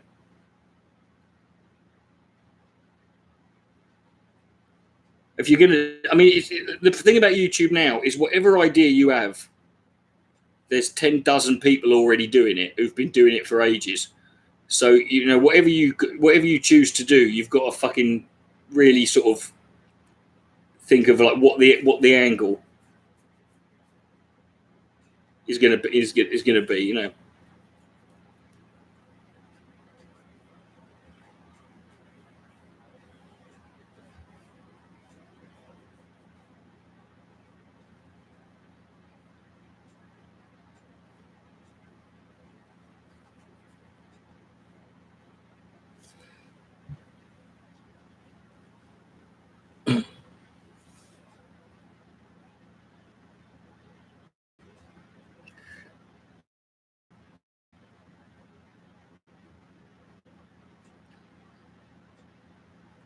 It's like someone starting. It's like I remember. I mean, there came a point when I remember seeing people start new. Like around 2010 or 11, and like these people would start these new channels, and they'd sort of like their thing where I'm going to do a series debunking creationism. I'm like, we really don't need another one, mate. There's like 20 of them already. There's like they've all been done. I didn't even know really what creationism. I knew fuck all about evolution, and in 2 years, thanks to YouTube, I know every argument and every fucking. I'm sort of like my own. I'm like the sort of barometer. I'm like, if I can fucking if I can grasp something that I fucking hated at school, then hey Arnold, then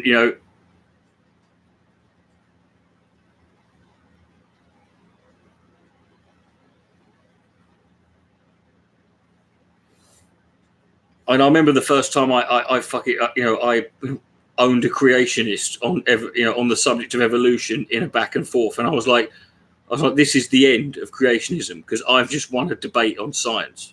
I got ungraded in fucking pottery at school, right?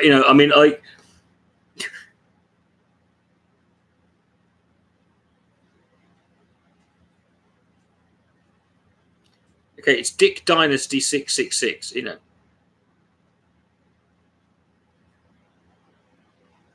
Put more effort in? No.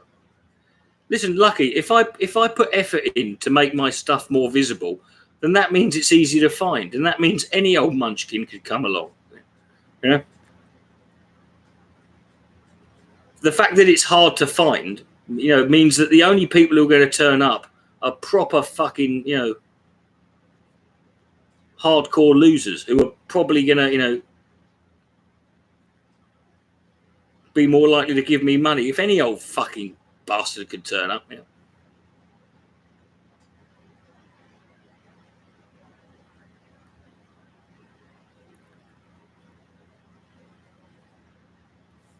Yeah, I mean, they kind of annoy me. I get it, but I mean, I think specifically in this day and age now, with like it's like the people who bang on about who just go on and on about the atheism thing. I'm like, haven't we learned? If there's one thing we should have learned in the last few years, it's that it's like this really isn't as big relevant as it is, because look at most of those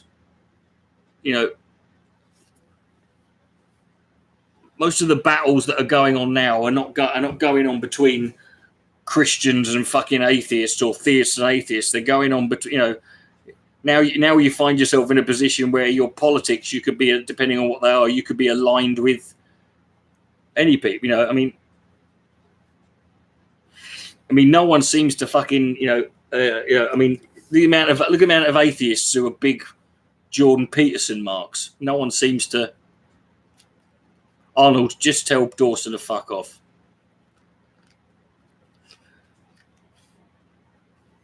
See, I keep telling Dawson to fuck off, and he, Yeah, but in all fairness to Kent Ovind, I mean, Kent Ovind's OG. I mean, he's been going since the beginning. I don't expect anything. And also, I just think he's kind of like, it's like, it's like a couple of months ago, Aaron Ra was posted on Facebook saying that, about having a debate with Kent Ovind. And I'm like, Aaron, you're better than this, mate. Kent Ovind is almost beneath me, at this, the only people who should be wasting their time on Kent Ovind are fucking arseholes like me, not you. He's not worth your fucking.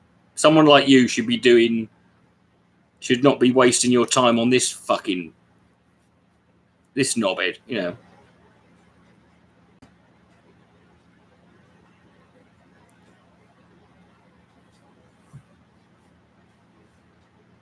But I remember when he started his I remember when he started his YouTube channel after he got out, and the first thing that he did, the Amazing Atheist invites him onto a live stream, and to be honest, it to me it did nothing but sort of like the only thing I got from it was like fair play to Kent Ovind, because Kent Ovind went on the Amazing Atheist channel and like debated like fucking a dozen different people over the course of several hours. And that's the only thing I think. I came away from it thinking, you know what, I couldn't be fucked to do that.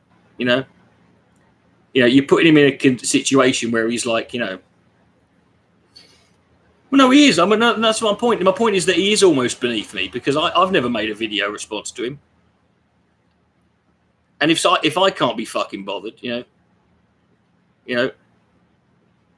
then someone like Aaron Ra, who's a respectable, respected, intelligent, and influential voice, and should not be wasting his time on a fucking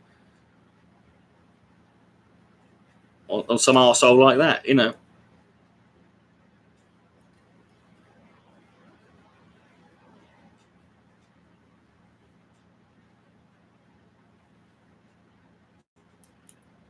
not going to be kind to Kent Ovind, am I?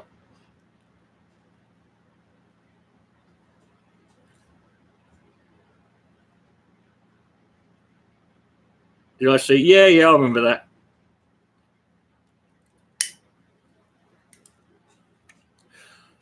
The thing about these guys is like, the one thing about them I'll say is that it's amazing how accessible they are. That's the thing that surprised me about the Westboro Baptist Church. Is like, if you send them an email, they will get back to you.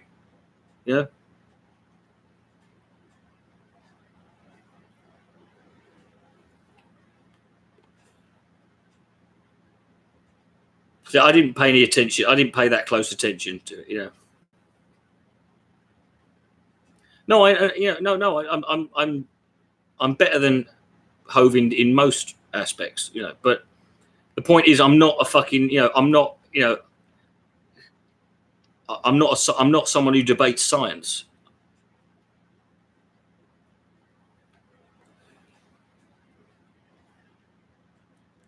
So who's Cohen?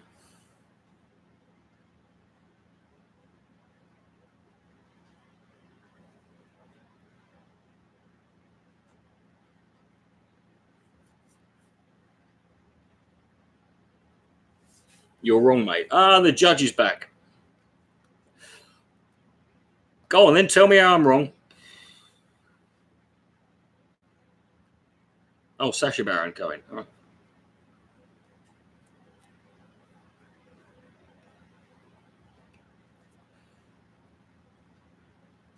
Yeah, I know. I remember she left. Yeah, I remember she left. She left quite a while ago, wasn't it? It was fucking about 6 years ago, wasn't it?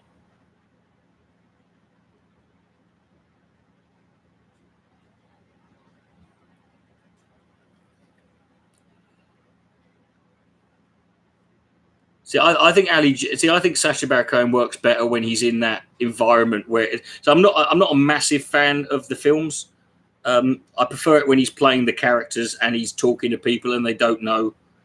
I prefer it when he's stitching people up. It's he works. I mean, it takes some fuck. I mean, the balls on that man to fucking do some of the stuff he does. He gets away with.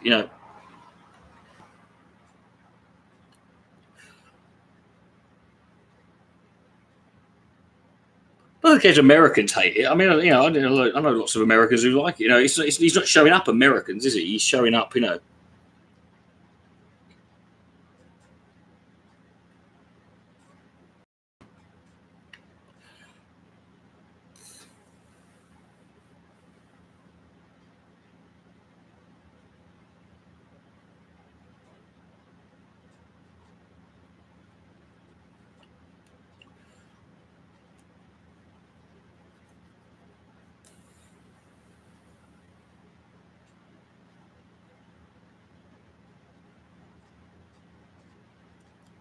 Although I will say, Mark Thomas was doing stuff like that long before.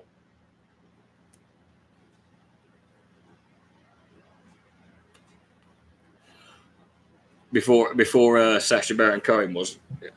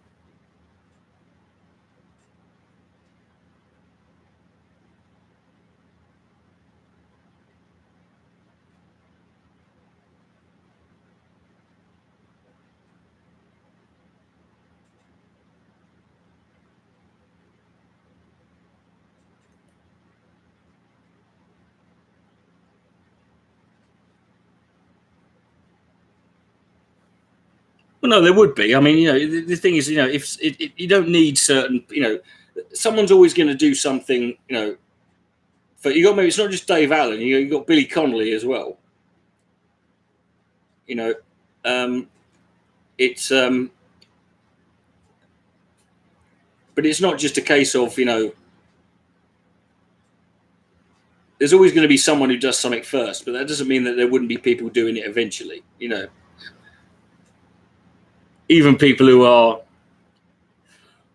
sort of iconic, even people who are iconic and groundbreaking. I mean, Richard Pryor changed the fucking, changed the game in not just stand. I mean, he changed everything, in so many different ways. But if it hadn't have been him, it'd have been someone else.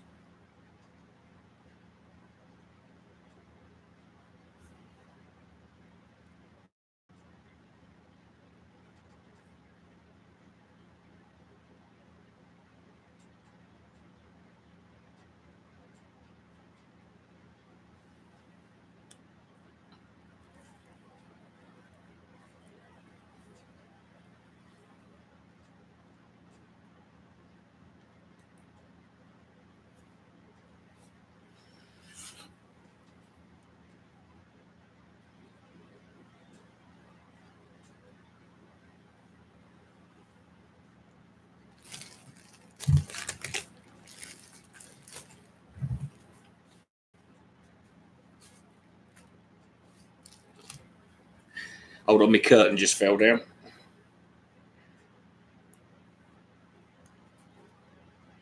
And yes, I stick it up with tape. I need to have this. And if you're wondering why I've got this by my bed, it's because I need my tools.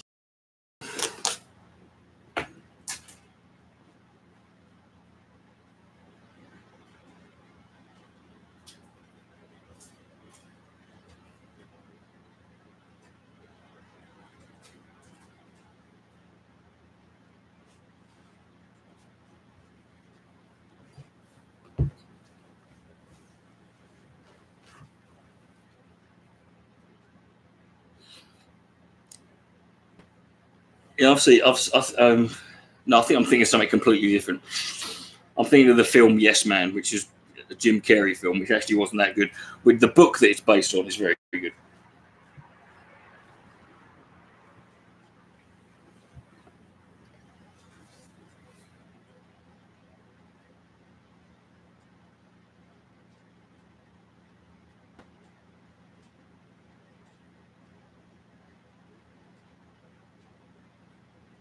No, the greatest, well, it depends really. I mean, it's like I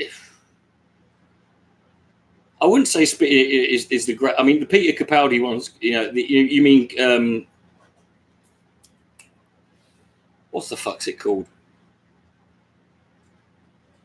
I know what. I don't know if I'd say it's the greatest. I mean, the greatest satire. I mean, in terms of like news and media satire, then the day to day and brass eye is fucking. So I mean, I was actually watching the day to day last week, and because all the episodes are on YouTube, and it's like I cannot believe this is 25 years old.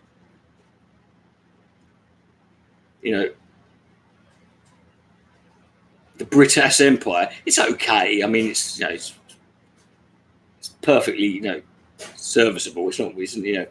I wouldn't put it in the conversation of, oi.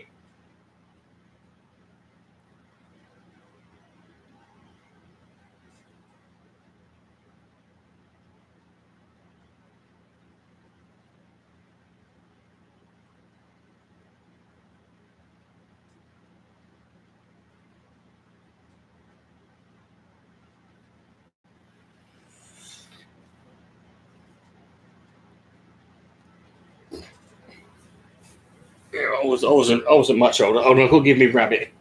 Go give Judy some food because she's chewing through her bars. Here, darling, do you want a lettuce leaf? Here you go. There you go. There you go.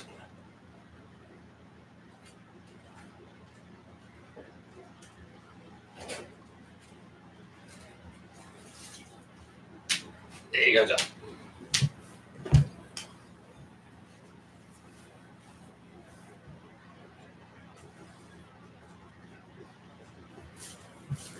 Well, no, Dad's Army. I mean, you can't. I mean, I wasn't a huge Dad's Army fan, but you got to respect the play. That's got it's. I'd certainly rank its place in the sort of hierarchy of British sitcom. I'd rank it way. I would even put British Empire in the conversation.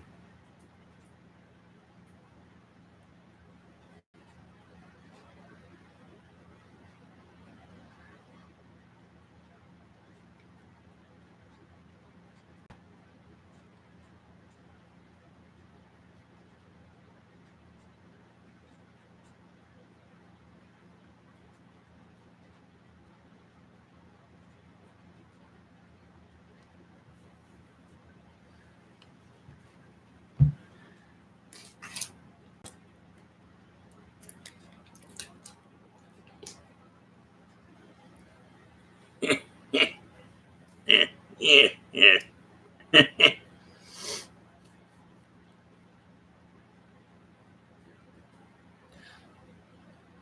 You cannot get more sit than well, you can. I mean, there's no definition. I mean, the sit just stands for situation. That's it.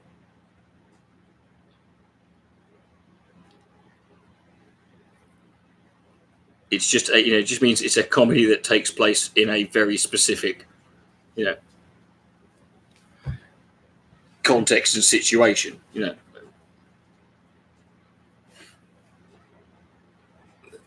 can't be I mean, it's the one element. It's the least important element of the fucking of the two aspects of a sitcom. I mean, you're not going to sit there and go, well, the jokes aren't that good, but the situation. Oh, yeah. I do remember. I did see some of Oz.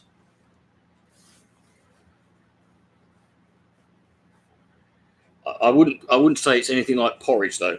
It's.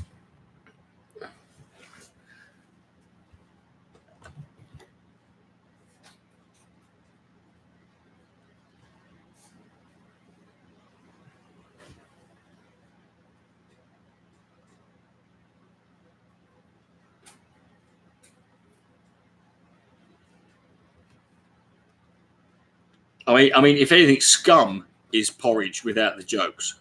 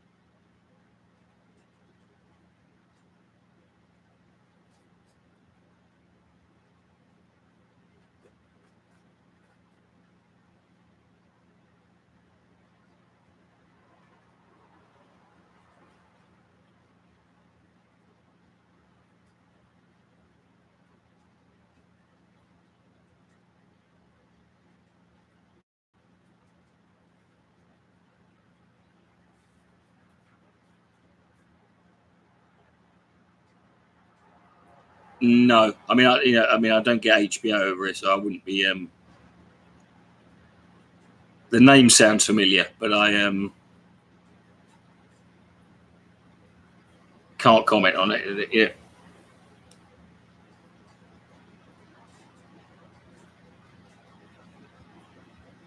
You might have to go back and watch that.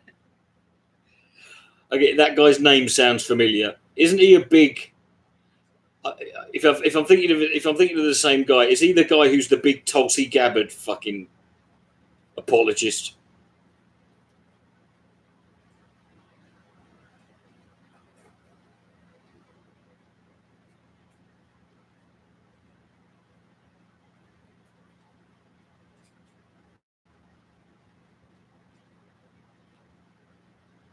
I'm sure I've seen his name crop up, and yeah. Oh, Jimmy. Oh, God. If there's one thing worse than Jimmy Dore, it's a Jimmy Dore fanboy. Oh.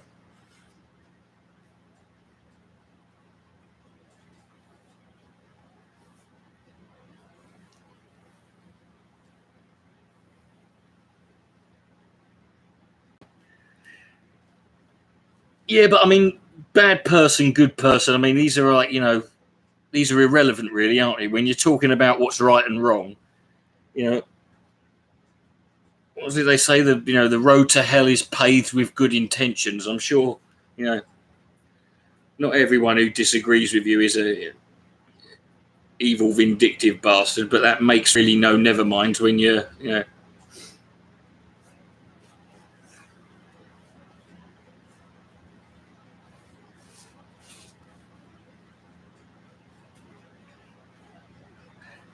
not here to be anyone's fucking friend, are you?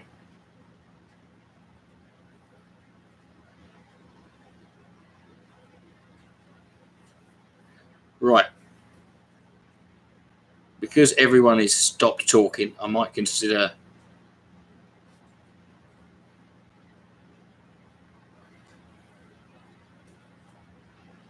I'll give it 20 minutes, take it up to 4 hours, then knock it on the head.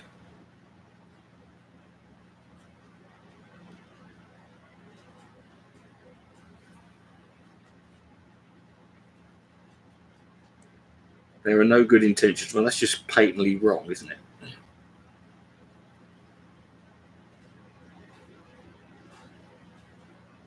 No, it doesn't have to be last conversation. It's just that if everyone's,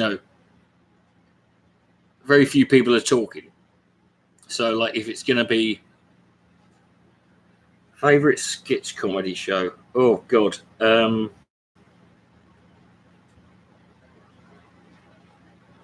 you've got to put Monty Python's Flying Circus up there, haven't you? I'd also say, tell you one that never gets anywhere is Big Train. That was a really good sketch show. Bit of Fry and Laurie.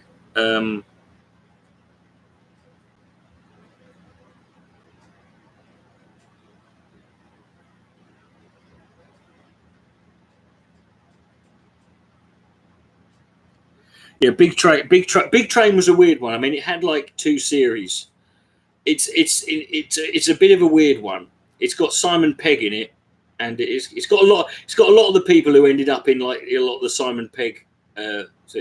It wasn't really. I wouldn't say it's surreal. It's weird.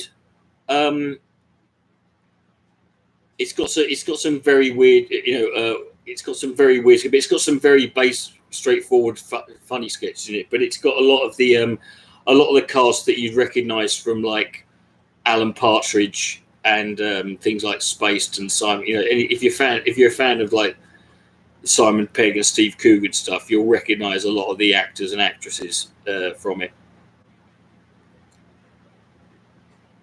Jam, you can't put that in. Jam was just fucked up. I mean, Jam was just. It was. I don't even know if you can call. I mean, even though it was technically a sketch show, I don't know if you can call it a sketch show. It was just dark it was just really, it was. I mean, I can't think of it. It certainly was the most. I know it was a radio show, yeah, but I mean, it was like you it's not something you can describe to people. I couldn't see, if you haven't seen Jam, I couldn't describe to anyone what Jam is. You know, it did have the funniest and most bizarre DVD extras I've ever fucking seen on any show. One of them was like, one of them was, it had these DVD extras where one of them was play all 6 shows simultaneously, and if you press that, then the screen divided into 6 sections, and then it slowly zoomed in like into the center, and then it just went Y, and then that was it. And then, but my favorite extra was if you put play continuously forever. If you hit that one, it then came up with this thing saying, we will now play every episode of Jam, one after the other, on repeat, continuously forever. You will not be able to stop this without turning off, without unplugging your DVD player. And literally, it starts playing, and none of the buttons on your remote work. Like, none of them. You can't eject, stop, start, pause, play, nothing. You have to literally fucking turn your pissing DVD player off. I don't know how they do it, how they did it.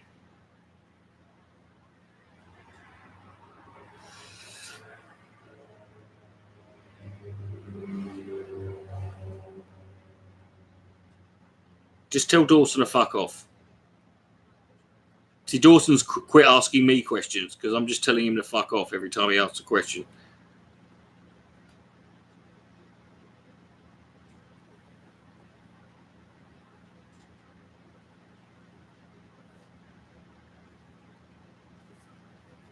I mean, like I said, you'll probably find it on YouTube. It's that obscure. I imagine you could find it on you could find it on YouTube.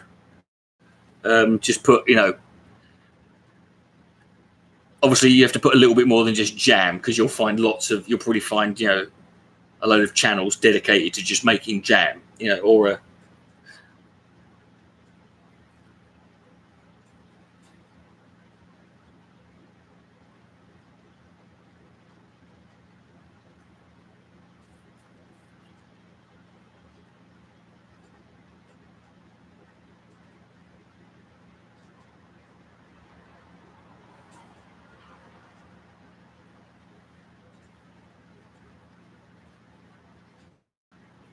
No, because it wasn't called Jam, just put Jam Sketch, I imagine, would be.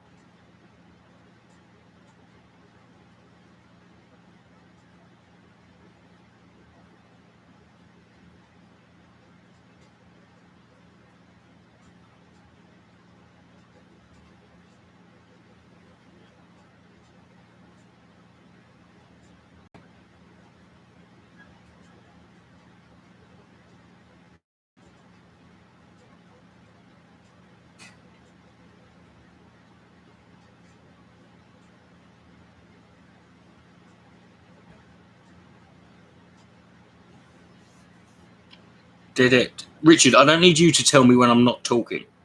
Have I ever heckled a comedian? No.